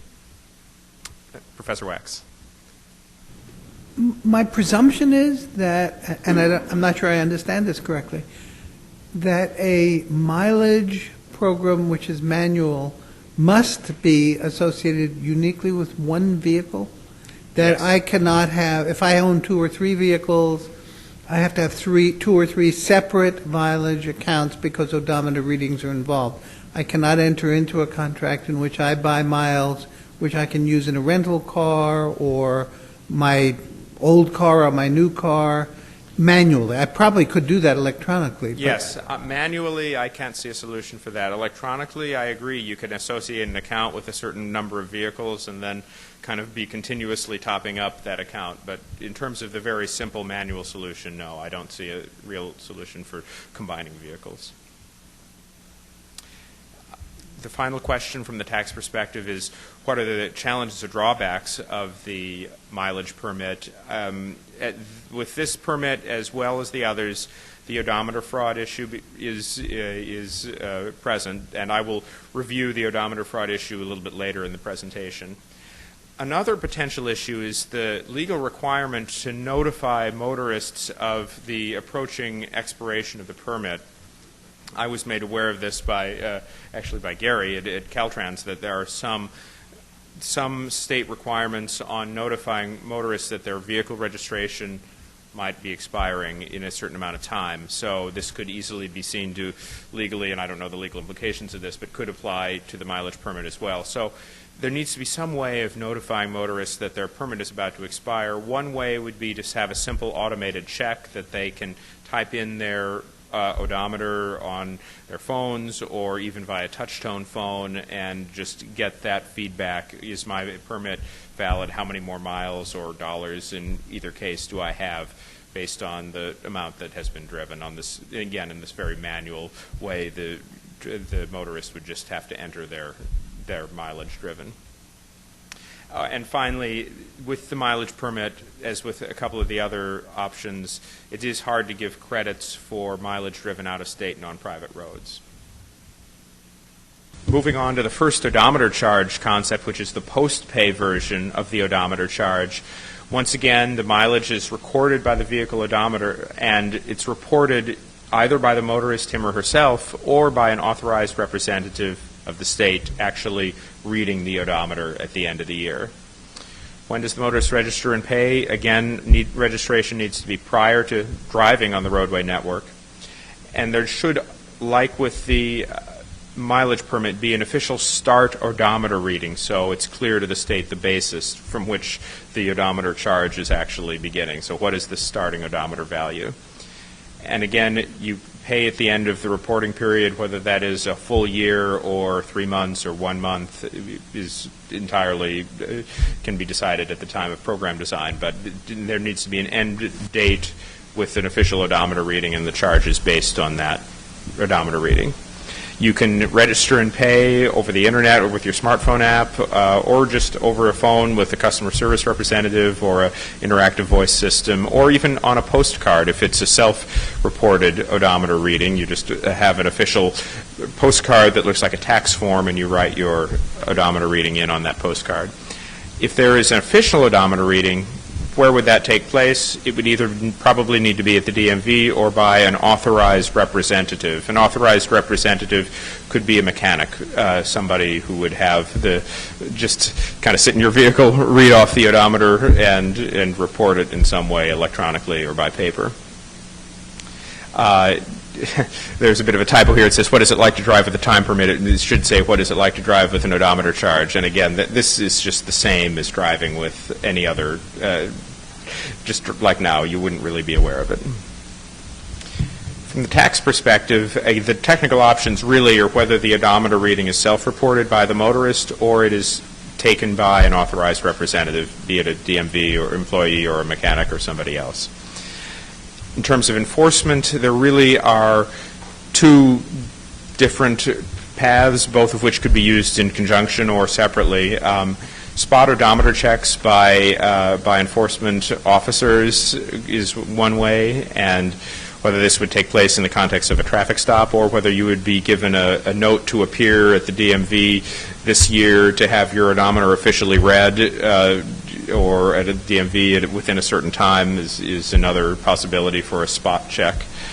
And in terms of data analysis, when an individual was reporting a lower than average, or not lower than average, but lower than expected odometer reading based on additional information, like if the individual has been reporting 30,000 miles a year for the last 5 years and suddenly drops to 5,000 miles, that might be a trigger an audit just asking that individual why is there so much less mileage. So that could possibly be a trigger for a further investigation.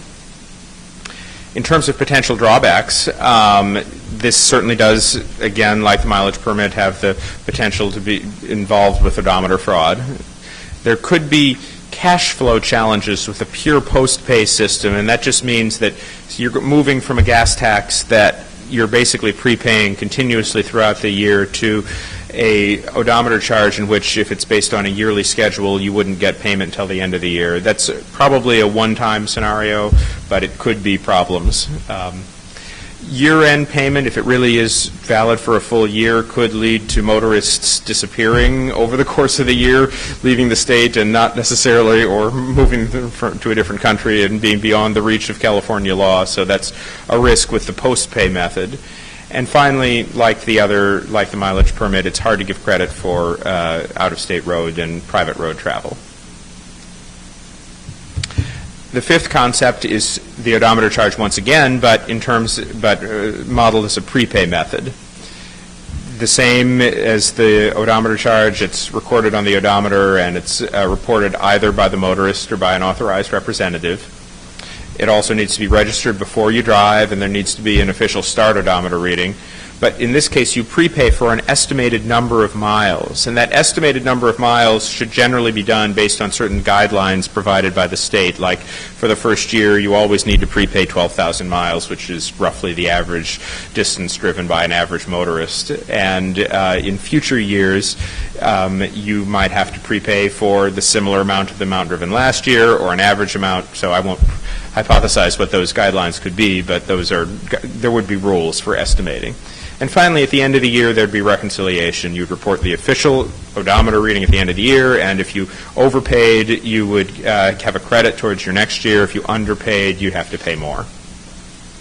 Where do you register and pay? Again, internet is a great location to do it. Also could be done on a phone with a customer service representative, or just by a postcard, by a mail form that you send in to the DMV. And if there is official reporting, on the other hand, that would need to probably be done at the DMV or with any of these authorized representatives who, as I said, could theoretically be mechanics at just mechanic shops. And driving would be pretty similar to how it is today.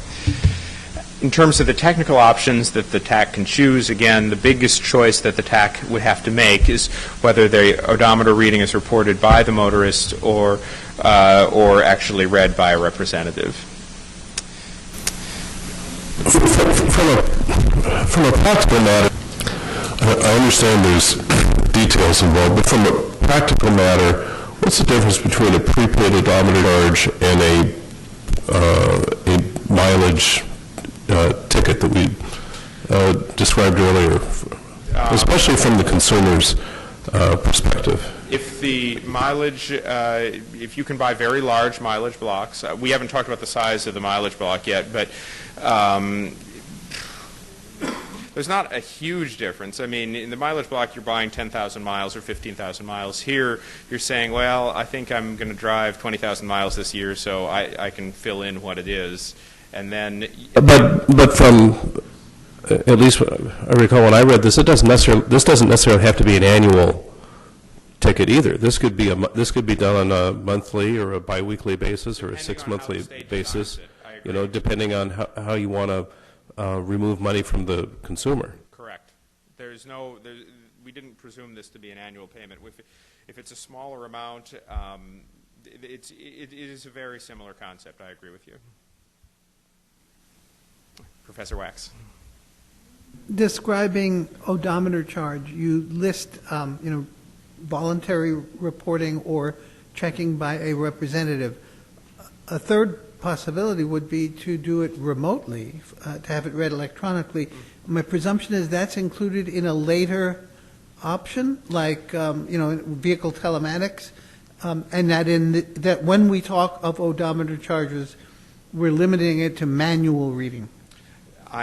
I'm currently limiting it to manual reading. Remotely reading the odometer is actually very challenging because the odometer reading itself is not available on the OBD2 port interface.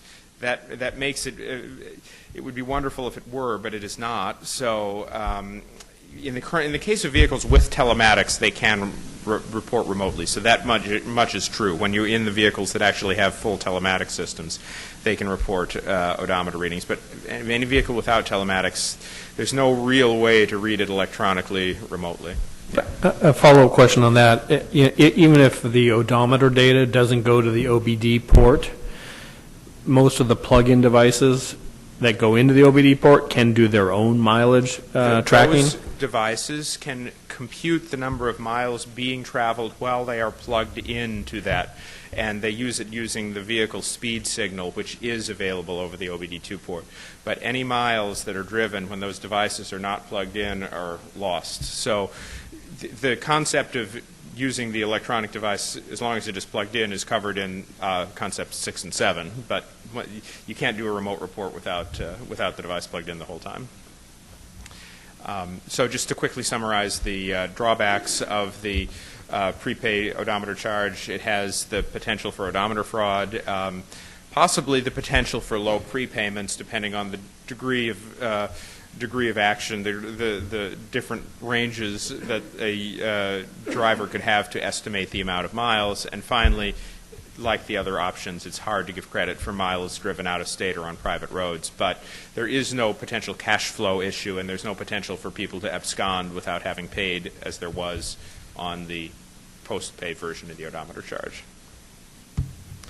Moving on to automated distance measurement, and again, I'm going to talk a little bit about the technologies after these two automated concepts, so I'm not going to delve into the specific technologies here.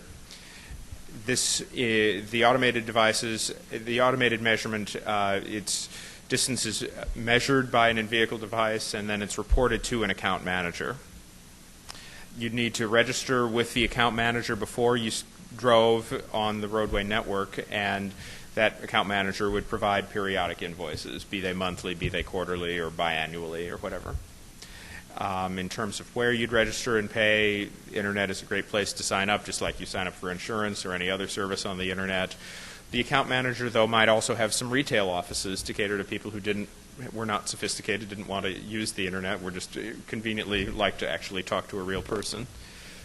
Or finally, if the state itself were an account manager, and I don't necessarily suggest that this is an optimal solution, but it could be done at the DMV as well.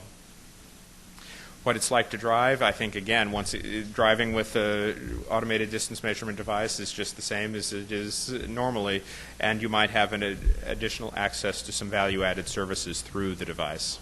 And I'll talk a little bit about the value-added services later on the technology slides. The technical options are the 4 technologies that I outlined at the March TAC meeting, and which I'll discuss a little bit later on in this presentation, which are UBI insurance-type devices, smartphones, telematics, and finally other location-based devices.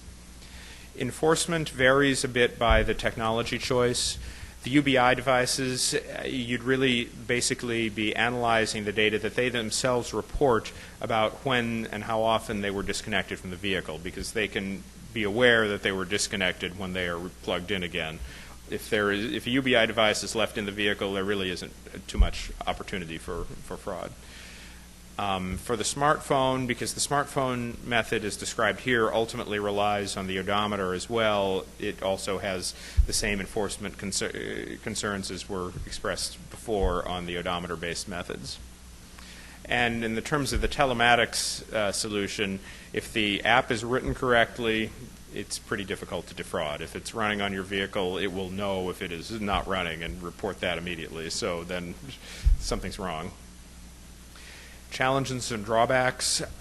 If this is done by commercial account managers, they may want to see certain minimum credit score requirements or make people use a credit card to pay. I'm not sure.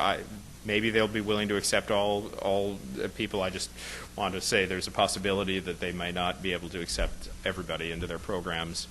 And finally, it might be hard to give credit for miles driven out of state or on private roads. But for that last reason, we have the final concept, which is automated distance measurement with general location. And in this case, just like the other automated method, there is an in-vehicle device that measures distance and reports it to an account manager. The other bullets really are just exactly the same. The only difference here is you have the general location information, and that general location information can be switched on or switched off by the motorist, presumably using whatever interface to the device is available. In the case of telematics, it's the screen. There could be a button on the device itself to allow users to not share general location data if they chose. The technical options are the same four options as described before: UBI devices, smartphone telematics, and other location-based devices. And the enforcement methods are also essentially the same as before. And really the only potential drawback here is maybe if this is all handled by commercial account managers, there's some minimum financial requirement for payers, credit score, or just having a credit card. And with that, I'm going to move into the technology section of the presentation, and I'll talk a little bit about each of the four technologies that can be used on the four automated concepts. The usage-based insurance device would be something that either you would receive in the mail, or if you went to one of the retail locations I mentioned earlier, you would just be handed, and they would certainly come with installation instructions. On most vehicles, you can find the OBD2 port pretty easily. It's always within 2 feet of the steering column. It's usually right underneath your steering wheel or on the side. But in those cases where drivers might have a hard time finding it, companies may offer a hotline that would give them to a customer service representative, and that customer service representative could just direct the user to exactly where it was on his or her make or model of vehicle. And after that, after the device is plugged in, the user, the driver, would just need to create the account, complete the setup processes, and plug in the device. That's very simple to get going with.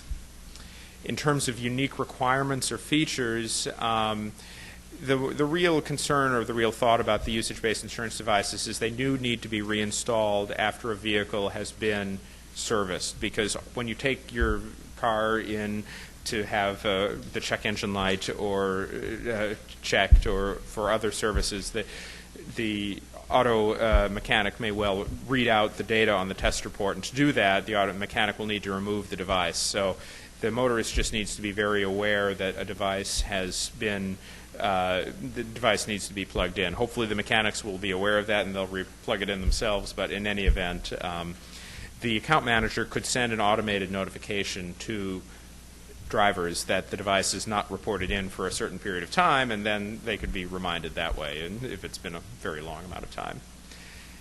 Again, these devices can provide a certain number of automated or a certain number of value-added services to users. This can be anything. Certainly usage-based insurance is one of the options that could be provided through such devices. Driving guidance for young drivers, or eco-driving guidance for people who want to not press the pedal so hard, not brake so hard, and use a little bit less gas. Geofencing means a way for a protective father to look out for his son or daughter when they are teenagers. It can send a message back when a driver gets out of the geofence and you're getting outside. There are many different possible value-added services. I've only listed 4 here, but there are probably a list of 20 or 30 that could possibly be coupled with the road charging function. The smartphone is also an interesting option for many users. Oh, sorry. Go ahead. We had a question. So regarding the geofence, would you then, for California, for the pilot program, will you put a geofence around the entire state? Is that what the intent would be? The geofence I'm mentioning here is really a value-added service for motorists that want to have it, but for the purpose of operational concept 7, the automated distance measurement with the general location, if you are sharing your general location, the idea is you would only be charged for miles driven within the state of California on public roads. So that's kind of like putting a geofence around the state. But so to specifically avoid paying miles on the California road charge for miles driven in Arizona or Oregon, you would choose Concept 7, and then it would be automatically not charged, which is like doing a geofence around California. The smartphone is a little bit more complicated, not really complicated. You just download and install the road charging app like you would any app on your smartphone and complete the sign-up process with your name and address and payment information. And then you'd pair your phone to your vehicle with Bluetooth. Again, this concept as described here really only works with vehicles that have Bluetooth on it.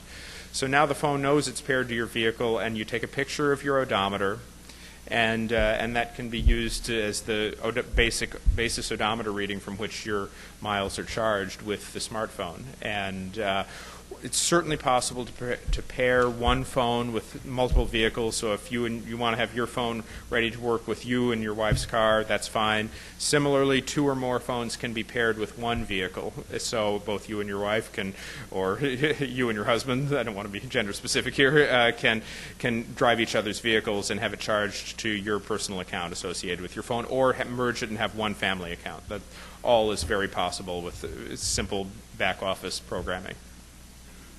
The unique requirements, that is just to be very clear, after you've paired your phone with the vehicle, after that first pairing, further pairings should be automatic. But don't worry, your phone will not pair to another person's vehicle. If you're taking a ride in a city bus or another car, you are not going to pay for those miles because the phone will only pair to your vehicle. The Bluetooth communications have a unique address, and it's not like your phone now suddenly pairs to all vehicles. It's only to the one that you've actually paired it with. Professor Wax. Does your car tell you that it won't go if you don't have your phone with you? The car does not tell you that. That is correct. So that's why the ultimate basis for the charge in the smartphone is the picture of the odometer. If you do not have your phone, your car will still drive, and thus, whether it's once a year or a few times throughout the year, the motorist would be required to take a picture of the odometer with the phone paired to the vehicle. So the phone is paired to the vehicle, you're definitely not picturing another odometer. It really has to be very close to the vehicle, and that is the basis for the charge. If you don't have your phone with you, you can still drive, and you just submit that, and you pay the per mile rate times the number of miles driven. If you want to use the smartphone as Concept 7, where you're sharing the information, then your phone has to be with you and turned on. If you suddenly have no battery and you're driving in Arizona, you're going to have to pay for those miles. That's an unfortunate drawback. It's a general drawback. If you're offering something through a smartphone, it's got to be functional and charged up. And a quick question for any of these options, whether it's phone-based or otherwise, in areas that don't have a cell signal, does that information get caught up once you drive into an area with cell signal? It sort of stores information and then transmits? The frequency of communication does not need to be very high in many cases. You can go for days or even weeks sometimes without reporting, and memory is so cheap now. It'll be stored on the dongle, it'll be stored in the telematics, it'll be stored in the smartphone, so there is no concern.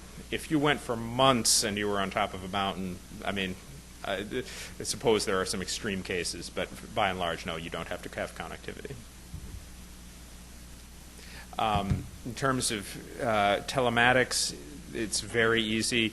The telematics functionality for road charging, I would imagine, would be similar to a smartphone in that there would be an app store associated with your telematics provider, and you would just choose that road charging app, download it onto your vehicle and install it, and fill out your name, address, payment information, just like that. Again, with telematics, it'll be very simple to enable or disable the use of location data. You can just location data on, location data off, and big red and green buttons or something like that. And maybe with something like telematics, with a big screen, you could even see your account details straight on the display, how many miles you've driven in the past few days. I mean, this is be very, you could, if you wanted to use perfect location information, you could even do that here and just show the routes you've driven and how many cents, how many dollars were associated with each of those routes driven. There's a lot of different stuff you can do with telematics. And just to remind everybody what this fourth category of automated devices, these are the other location-based devices. And again, these were devices that were originally used for heavy truck tolling in Germany or other countries in New Zealand. I'm showing the ones that are used in Germany right there. These do need to be installed by professionals, and obviously you'd need to sign up for a system independently. The devices themselves may not have a full enough user interface to allow the sign-up process through the device. They are certainly designed for commercial vehicles, and they might be able to provide some additional features for commercial vehicles, like commercial vehicle fleet management applications, but these aren't really designed for private vehicles. I'm going to switch gears somewhat substantially and spend one slide talking about fuel tax credits, because this does have a little tie into the technology choices. If the fuel tax remains in place, the state may wish to give credits for those fuel taxes paid, so they're to avoid double taxation. Again, the fuel tax may not remain in place, or it may be replaced for a subset of vehicles. There are really two ways to provide fuel tax credits. One is based on an estimate of fuel usage, simply directly from the miles traveled that have been reported. So using the miles reported, you multiply those miles by a reference fuel economy, which I would propose using the EPA's combined city highway fuel economy rating is probably the most accurate representation across all vehicle models. So that's, again, it's an estimate, it's not perfect. Or based on the paper receipts that users could have saved. That's somewhat burdensome. So that would provide an accurate measure of the fuel taxes paid. But these are the two ways you can do it when you're not using an automated method that can somehow measure the actual fuel usage you have. Using usage-based insurance devices, I would say those devices can measure fuel consumption on about 70% of vehicles. I could explain the technical reason for that, and I'm happy to do so, but ultimately there are still about a third of vehicles that the usage-based insurance devices will never be able to actually measure fuel usage in any sort of a precise way. And I do want to point out that those devices cannot measure the state in which the fuel is actually purchased in. They just see where the fuel is actually being utilized. Telematics, on the other hand, are sort of a perfect device because it can measure the fuel consumption as well as when and where the gas tank was filled up. So that has a big advantage for providing exactly the right fuel tax credit to exactly the right state. I'm going to go ahead and move on to the next slide, which is on odometer fraud. I raised the issue of odometer fraud in the last meeting, and just to revisit it a little bit, there are definitely measures that can be taken to manage odometer fraud, even though digital odometer fraud is relatively easy if you purchase these devices over the internet, and unfortunately does not necessarily leave a digital trail, does not leave digital evidence that the odometer has been manipulated. The solution is doing data analysis on reported odometer readings to look at suspicious cases and investigate those suspicious cases further.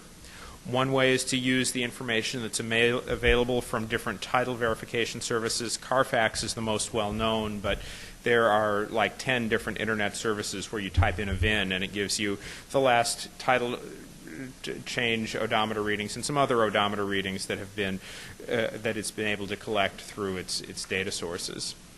Certainly, the DMV already employs fraud investigators, so when there are very suspicious cases, there are already some staff members available to do that. And there are odometer readings that are taken at auto repair shops and at smog checks today that can be used as a basis for checking for the potential of odometer fraud. I did want to raise the issue that California is, in fact, currently considered one of the top 5 states for odometer fraud, but there are very high penalties for odometer fraud, $1,000 to $2,500 for each vehicle. Matt, just a second. We've got Supervisor Bartlett. I know we're concerned about odometer fraud. In 2014, the California DMV reported about 300,000 cases of odometer fraud, but there were 33 million registered vehicles. So it's less than 1%. It's a small amount. But getting back to the telematics, I had a quick question. Is that a device that you would install in the car, or would it be on your navigation screen, or what is that? The way I'm using the term, it would be on your navigation. It is your navigation system. Telematics system is sort of an umbrella term for any system in a vehicle that has basically a cellular modem, some way of exchanging data, and then has a user interface to it. So, okay. Yeah. I'm laughing because I'm driving a temporary car right now through the county, and it's a compressed natural gas car. Oh, cool. Okay, it has no navigation screen. It has no Bluetooth. So what do you do with vehicles then that don't have the navigation? They choose one of the other options, unfortunately. If you do not have navigation, then hopefully it has an OBD2 port, so it could use one of the dongle devices, or you choose a manual option. But for those vehicles, that's one of the reasons we've provided so many options, because some of these options just can't be used by some vehicles. I want to talk about the issue of when at some point, and Will, this is something we ought to chat a little bit further on, in dealing with the automobile manufacturers. Do you want to comment on that? I mean, I understand and you've heard me on my diatribes before on telematics and things, but at some point I think that there should be some official dialogue. It is my understanding that Kurt Augustine, who is a representative of the American Association of Motor Vehicle Manufacturers, will be addressing the TAC next month in May. And he's on the work group, okay. And he's on the work group, and he will know everything. Anything that I would say to that would be a kind of parroting what I've heard from him, so I would just defer to that. Well, and again, I raise this because, both with privacy concerns in place, and I think we can have a privacy solution with the vehicle manufacturers, and we could also have a technology solution that's full-blown. I just really want to make sure that we try to button that down in our work. Absolutely. Prior to our report. I think a cooperative relationship with the auto manufacturers is a great way, and of moving further, moving this forward, and especially to including telematics in the pilot, which I think. Well, yeah. I mean, again, we better do this right. Yeah, absolutely. Thank you, Professor Wax. Fraud is always an issue, and there is actually some motor fuel tax evasion through fraud. People buy fuel in other countries and bring it in trucks and sell it without being taxed, and so on. But what's worrying me right now is that 300,000 cases of odometer fraud in a situation where the return is smaller for committing that fraud than it would be if we, on a large scale, adopted an odometer program. Has anyone researched the question of the incentive to commit fraud associated with an odometer charge? It seems to me we could multiply the frequency of odometer fraud very substantially by the nature of the program we designed. I am not aware of any research. I agree. There is potentially more people could benefit. The majority of odometer fraud nowadays, that I understand, is for people reselling used vehicles. You can get a lot more money for a vehicle with 50,000 miles on it than you can for one with 150,000 miles on it. And so, I mean, in fact, in terms of the financial incentive on a case-by-case basis, I'd say those cases you stand to make a lot more money, because then, a few $100s a year, you're not going to shave it down to zero because somebody's going to believe that, so you're only going to save like $100 a year. But it's more probably broader. It's people, not just people reselling used cars. So I agree that there could be an increased incentive to do this. I don't think most people know that you can buy a device on the internet that, if you use it correctly, can allow you to reprogram a digital odometer, but But, yeah, anyway. It is an increased incentive. I'm now going to shift gears and get into the last section of my presentation, and I'll try to do this quickly because I know I'm standing in the way of lunch for everybody, but this section is on the implications of including out-of-state participants in the pilot. So we're leaving the realm of technology and operational concepts. Again, charging out-of-state drivers while they're driving on California roads may definitely be desirable in the context of a road charge, but it may not be necessary so long as the fuel tax remains in place. If the fuel tax remains in place, you can just say that out-of-state drivers pay the fuel tax during this conversion period. But nonetheless, it may be interesting to include out-of-state participants in the pilot. And there are three very direct sources from which out-of-state participants could possibly be recruited for the pilot. One is the Western Road Usage Charge Consortium, all those states that were working together on research. They are all obviously interested, and they could all potentially provide a pool of participants. One of those states in particular, Oregon, has a road charging program that will become active in July of this year. So they have a very ready pool of participants who are already paying a road charge in their own state. So they could, some of those undoubtedly will be driving into California, and they could be ready participants in the California pilot as well. And finally, California's non-resident daily commuter permits. These are for people who live in Arizona and Nevada and commute daily into California to work. This is a program already administered by DMV, and these people could easily be solicited to participate in the pilot. Do we have a profile of who out-of-state motorists are in California? What proportion is in any of these groups? What proportion are visitors, commercial vehicles, and the like?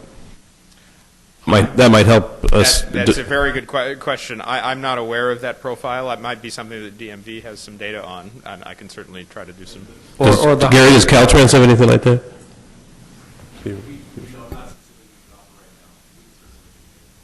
And the Highway Patrol has some experience with this because they're charged with enforcing certain things, especially those people who are, maybe living in California and claiming to be living somewhere else and those kind of things. And those questions and issues have come up from time to time. So they have some data, maybe not on everything. Sure. And there are really three ways that out-of-state participants can be utilized in the pilot. One, simply as registered California drivers, and this would perhaps be most likely for the non-resident daily commuter permits. They can just choose the same options that the California residents would choose. In the case of the non-resident commuters, they might well wish to choose automated Concept 7 because they're crossing the border every day, and they don't want to pay the California road charge for the miles they drive in their home state at all. So just using those people just like you would California drivers. Number two, you could have out-of-state participants who are registered with a road charge program in their own state. So this would be like the Oregon people who are registered with the Oregon program using that same device or whatever method they have driving in California. And three, there could be some temporary options for out-of-state drivers. This would be for tourists or potentially people just taking a business trip into California. And I'll speak to each of these briefly separately. For out-of-state participants as registered California drivers, I think I've already really just said everything there is to say. This would just be having people across the border, like the non-resident daily commuters, register for one of the operational concepts available in the pilot. For out-of-state participants registered in their own state, you're actually simulating technical interoperability with a system that is already operational. So this really applies to the automated mileage reporting with general location Concept 7. If you are sharing your location data about which state you're driving in, you could have your Oregon device, and you would be paying those miles that you're driving in Oregon to the Oregon program, and then you drive over into California, and you would be reporting those miles driven in California to the California program, and it could be done in both directions. So the California registered participants on automated reporting with location data could also drive in Oregon and be potentially even paying the road charge there in Oregon. In addition to Oregon, there is interest in having a pilot in both Washington State and Colorado that could potentially be operational at the same time as the California pilot, so it could even be more than just Oregon participants. I can't say anything more because those pilots are still nebulous ideas at this point. And finally, out-of-state participants that could have temporary road charging options. And by temporary, I mean basically the time permit or the mileage permit purchased at a gas station near the border. Again, open the gift card, scratch it off, activate it over your phone, and drive. This is, you'd have to report the start odometer reading again in an automated way for the mileage permit. And in terms of these temporary people, again, we could have the time permit valid for just a day, 2 days, a few days, a week, 2 weeks, or the mileage permit for 500, 1,000, or 2,000 miles. And that concludes my presentation. And well, it was outstanding. Let me go to Eshwar, and then I know I've got one speaker slip from Bob Naylor. Eshwar. Listening to all the options of selection and means of subscribing to the service, leaving aside all the value-added services, to me it sounds very complex. In reality, it may not. Could you please summarize, as a motorist, what am I supposed to do either at the beginning or end of the year? So it's a wonderful question.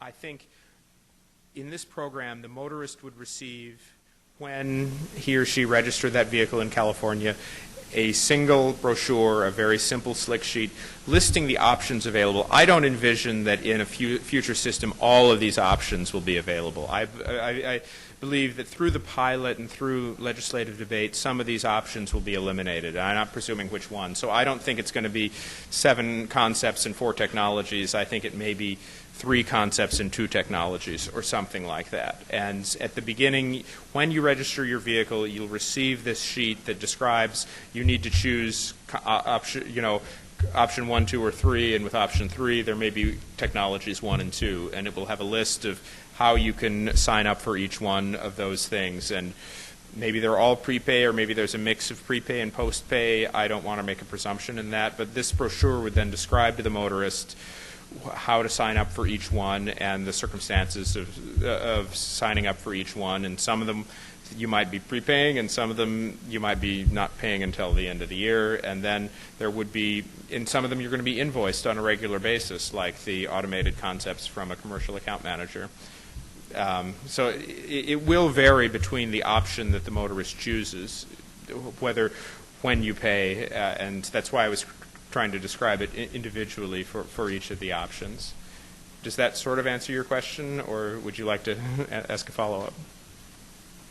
I guess the answer is also equally complex, but I think maybe ultimately when everything settles down, there may be 2 options and 2 means. I hope so, yes. Let me go to Lauren Kay, and then I don't need an answer to this right now, but I'd like to have one before the next meeting.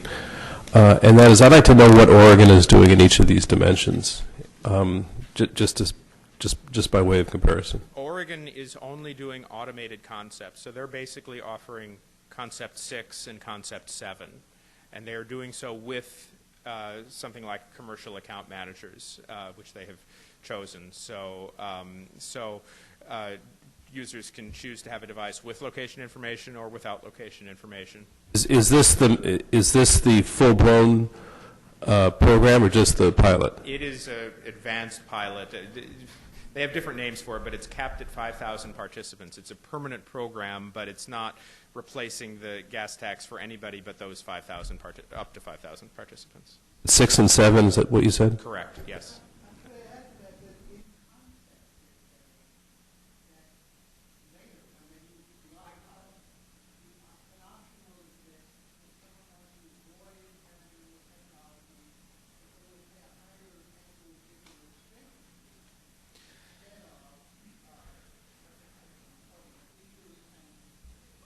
I'm not making any presumption of that variety. The question that Professor Wax asked was, would a person opting out of the road charge in Oregon or even potentially in California potentially pay just a higher registration fee? I think that a year-long time permit could be an expensive amount that would be could be considered to be similar to a registration fee. So if the time permit is one of the options finally chosen for inclusion in the program, and you choose not to take one of the other technical options, the time permit would act like a higher registration fee. That is a possibility. Supervisor? Thank you very much for articulating the many options that we have. I think one thing we want to consider is interoperability is really should be a major focus, and federal interoperability, just like we have with the toll road transponders, where we will someday have federal interoperability, have one transponder you can use anywhere in the United States. Same thing with the GPS technology, where we've got the ankle bracelets on the felons. Right now, every state has something different. There's a different ankle bracelet at the federal level, and the systems don't communicate. So I think everyone is moving with technology towards federal interoperability, and that's something we want to consider with our pilot program. And then also working with the auto manufacturers as well, because if we've got a technology solution that can be placed into all of the future models of cars in the United States with a federal interoperability program, we can tie everything together and put together a really great cost-effective program. I think that's a great point. I think those are all great points, and I couldn't agree more that there is no nationwide tolling interoperability now, and certain companies have exploited that for their own personal profit. And having an open system with a defined set of data standards that all states could use, and they might even have some flexible fields, so some states could do one thing, some states could do another thing, but ultimately if all those things are defined within a data transmission standard, any sense of proprietariness could be avoided, and you'd have a fully open system. I absolutely agree with that. And it'll also be interesting to track the odometer fraud cases as Oregon's program gets underway, and then a program in California as well, because I can guarantee you the temptation is going to be there, and the DMV, I'm sure, will have an increase in the fraud cases that are reported. In Oregon's pilot program, I do want to emphasize, because it is all done by device that is plugged into a vehicle, there really isn't a potential for odometer fraud. It doesn't include any of the options in which odometer fraud is a concern, because you have to have the device plugged in. But absolutely, that's true. Well, and I think to your point, Supervisor, this gets back to the issue, and maybe Gary, on it when it comes to research, and you guys may already know this, but what are all the states that are considering this? What kind of data points are they looking at? So let's just make sure what we do here in California tries to encompass, in an open data sense, all of those various fields and pieces of information, because, again, the thing that's such a joke is seeing that, you got a transponder, like as you were just saying, Supervisor, it's just so many different platforms and so many different vendor-specific devices, and that's never going to work the way a gas tax works today. Gas tax is ubiquitous nationwide. Yep. People pay it when they buy the gas. We need to make sure that whatever we do on our road charge is standardized and everybody's in the same, in the same format. So, as Vice Chair just indicated, we probably should have started at 9, because the last time we started at 9, we were right on time for lunch. But we do have 2 public speakers, and again, please, I'm not going to limit them on time, because we can always come back for lunch a few minutes late. So let's go to Bob Naylor, who's here, and we also have, again, Norm Group. Mr. Chairman, I'm happy to do this after lunch, but if you want to hear it now. No, we're just all letting you know that you are what's keeping us going. Okay, right. I'm going to be very brief. Just teasing, Bob. Bob Naylor, representing LA Metro. They asked me to add to the complexity you're already dealing with by considering when you're selecting among technology choices, choices that would allow policymakers to address other issues that are being addressed by regional transportation agencies, such as congestion. Is there room in this mix for a higher road user charge during times of congestion? Also, would there be a possibility of regions, if they got a 2/3 vote of the voters, adding a piggyback road user charge on for like a self-help county mechanism? So that requires location data, I guess. So there you go. And also, in terms of how the money gets spent that is raised, on a statewide basis, it would be nice to know locations so that we can judge whether in spending the money is coming back to where it's actually being paid. Finally, there's an SB 375 issue, and this sort of complicates it in another direction. That is, should there be a differential by vehicle type? I heard you mention this, to encourage, as we do with the stickers on HOV lanes, use of low mileage and electric vehicles. Well, Bob, I think all of those, and I know we'll record those in the minutes, are outstanding ideas, many of which are outside the wheelhouse of our specific legislation. Right. But again, getting back to Matt's presentation, whatever we come up with ought to be able to include a structure that could encompass those things in the future. I, for one, that's all we're see from a suggesting. technology standpoint down the line, you don't need transponders anymore because the telematics in the vehicle will be able to report time and place. Not only do you pay for the miles you drove, but the fact you drove over that bridge or that toll road, and be able to include it all in one uniform transportation fee that might even include riders on Metrolink or Metro or anything else. I saw this was Andrew Card, former Secretary of Transportation, gave a great speech, and he said one day we ought to be able to just pay for our transportation in one spot. It includes buses, trolleys, bridges, and the miles we drive. And I think that is a concept that whatever we design should include those elements so we can move from that direction. So thank you for those excellent suggestions. Let's go. Yep. Well. Bob, I just wanted to make sure that we underscored what the chair said with respect to those being outside of some of those issues. In fact, I think probably most of them being outside of the wheelhouse of the tax charge. Many of those issues will have to be determined by the legislature as they consider recommendations as to the outcome of the pilot program and whether or not they want to implement a mileage-based user fee in California. We just want to make sure we design it, though, so those could be bolted on without a lot of effort. And I think that's the underpinnings to the technology or whatever it is that's used, the back of the house, if you will. Norm, welcome back up.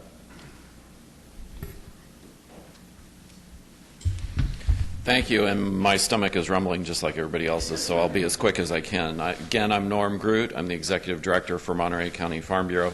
I did read the background material before the meeting, and I appreciate the presentation that clarified a lot of the concepts for me. I do have some fairly general comments, and they may seem fairly random, but I'll try and get through them as fast as I can.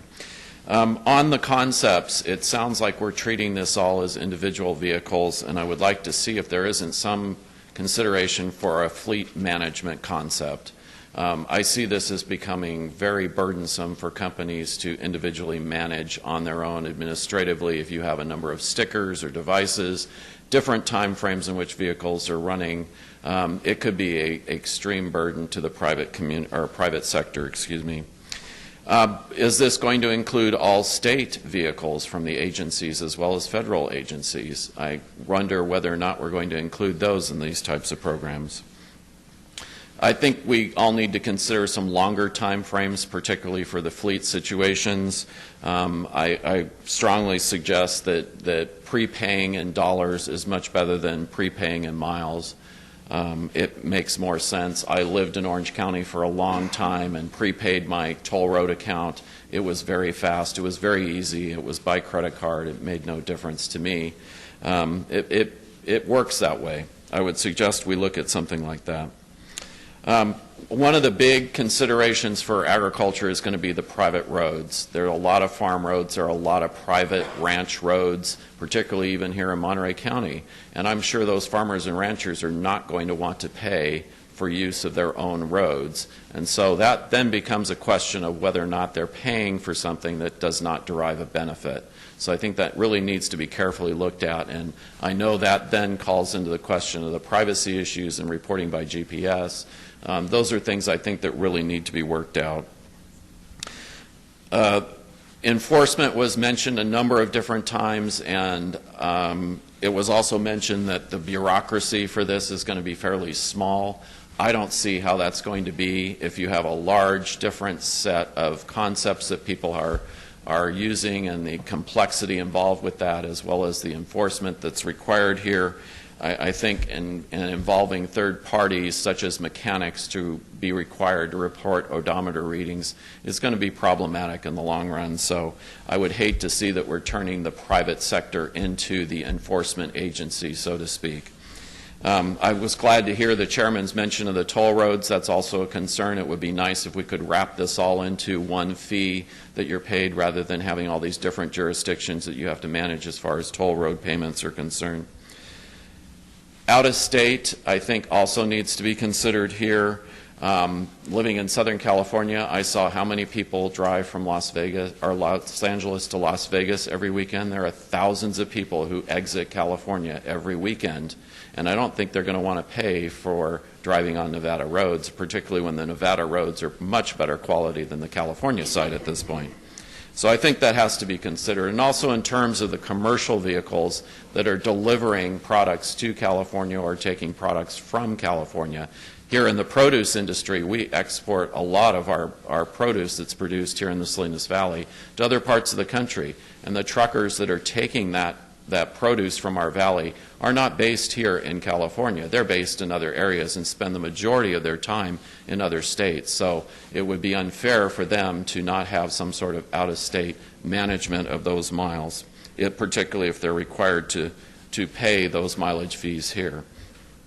So I think what I'd sum up here with is that this is a huge paradigm shift in the public thinking of how we're going to manage our gas tax and our road fees. And the education process, which I haven't heard anything about yet here, is how are you going to reach the public and the 33 million people who are currently driving cars or vehicles? So I think there's a lot of complexity involved there. The more choices you give everyone, the harder it's going to be to manage it. And it just becomes this unwieldy bureaucracy that you're really spending more money supporting than you're really getting a benefit out of. So I think what it comes down to me is why are we not looking at a modification to the DM fee registration process where we look at it by vehicle type. If it's an electric vehicle or a hybrid or a commercial vehicle, drives a lot of miles, why are we not looking at some sort of override there? There's no enforcement needed there. I think that's really where we need to focus our efforts at this point. Thank you. Excellent comments. Thank you very much for that. Do we have any other comments from members of the committee or the public? All right, we are going to break. It's now 12:32. We'll be back and reconvening at 1:15, so just 45 minutes. 1:15, we'll start back up. Thank you.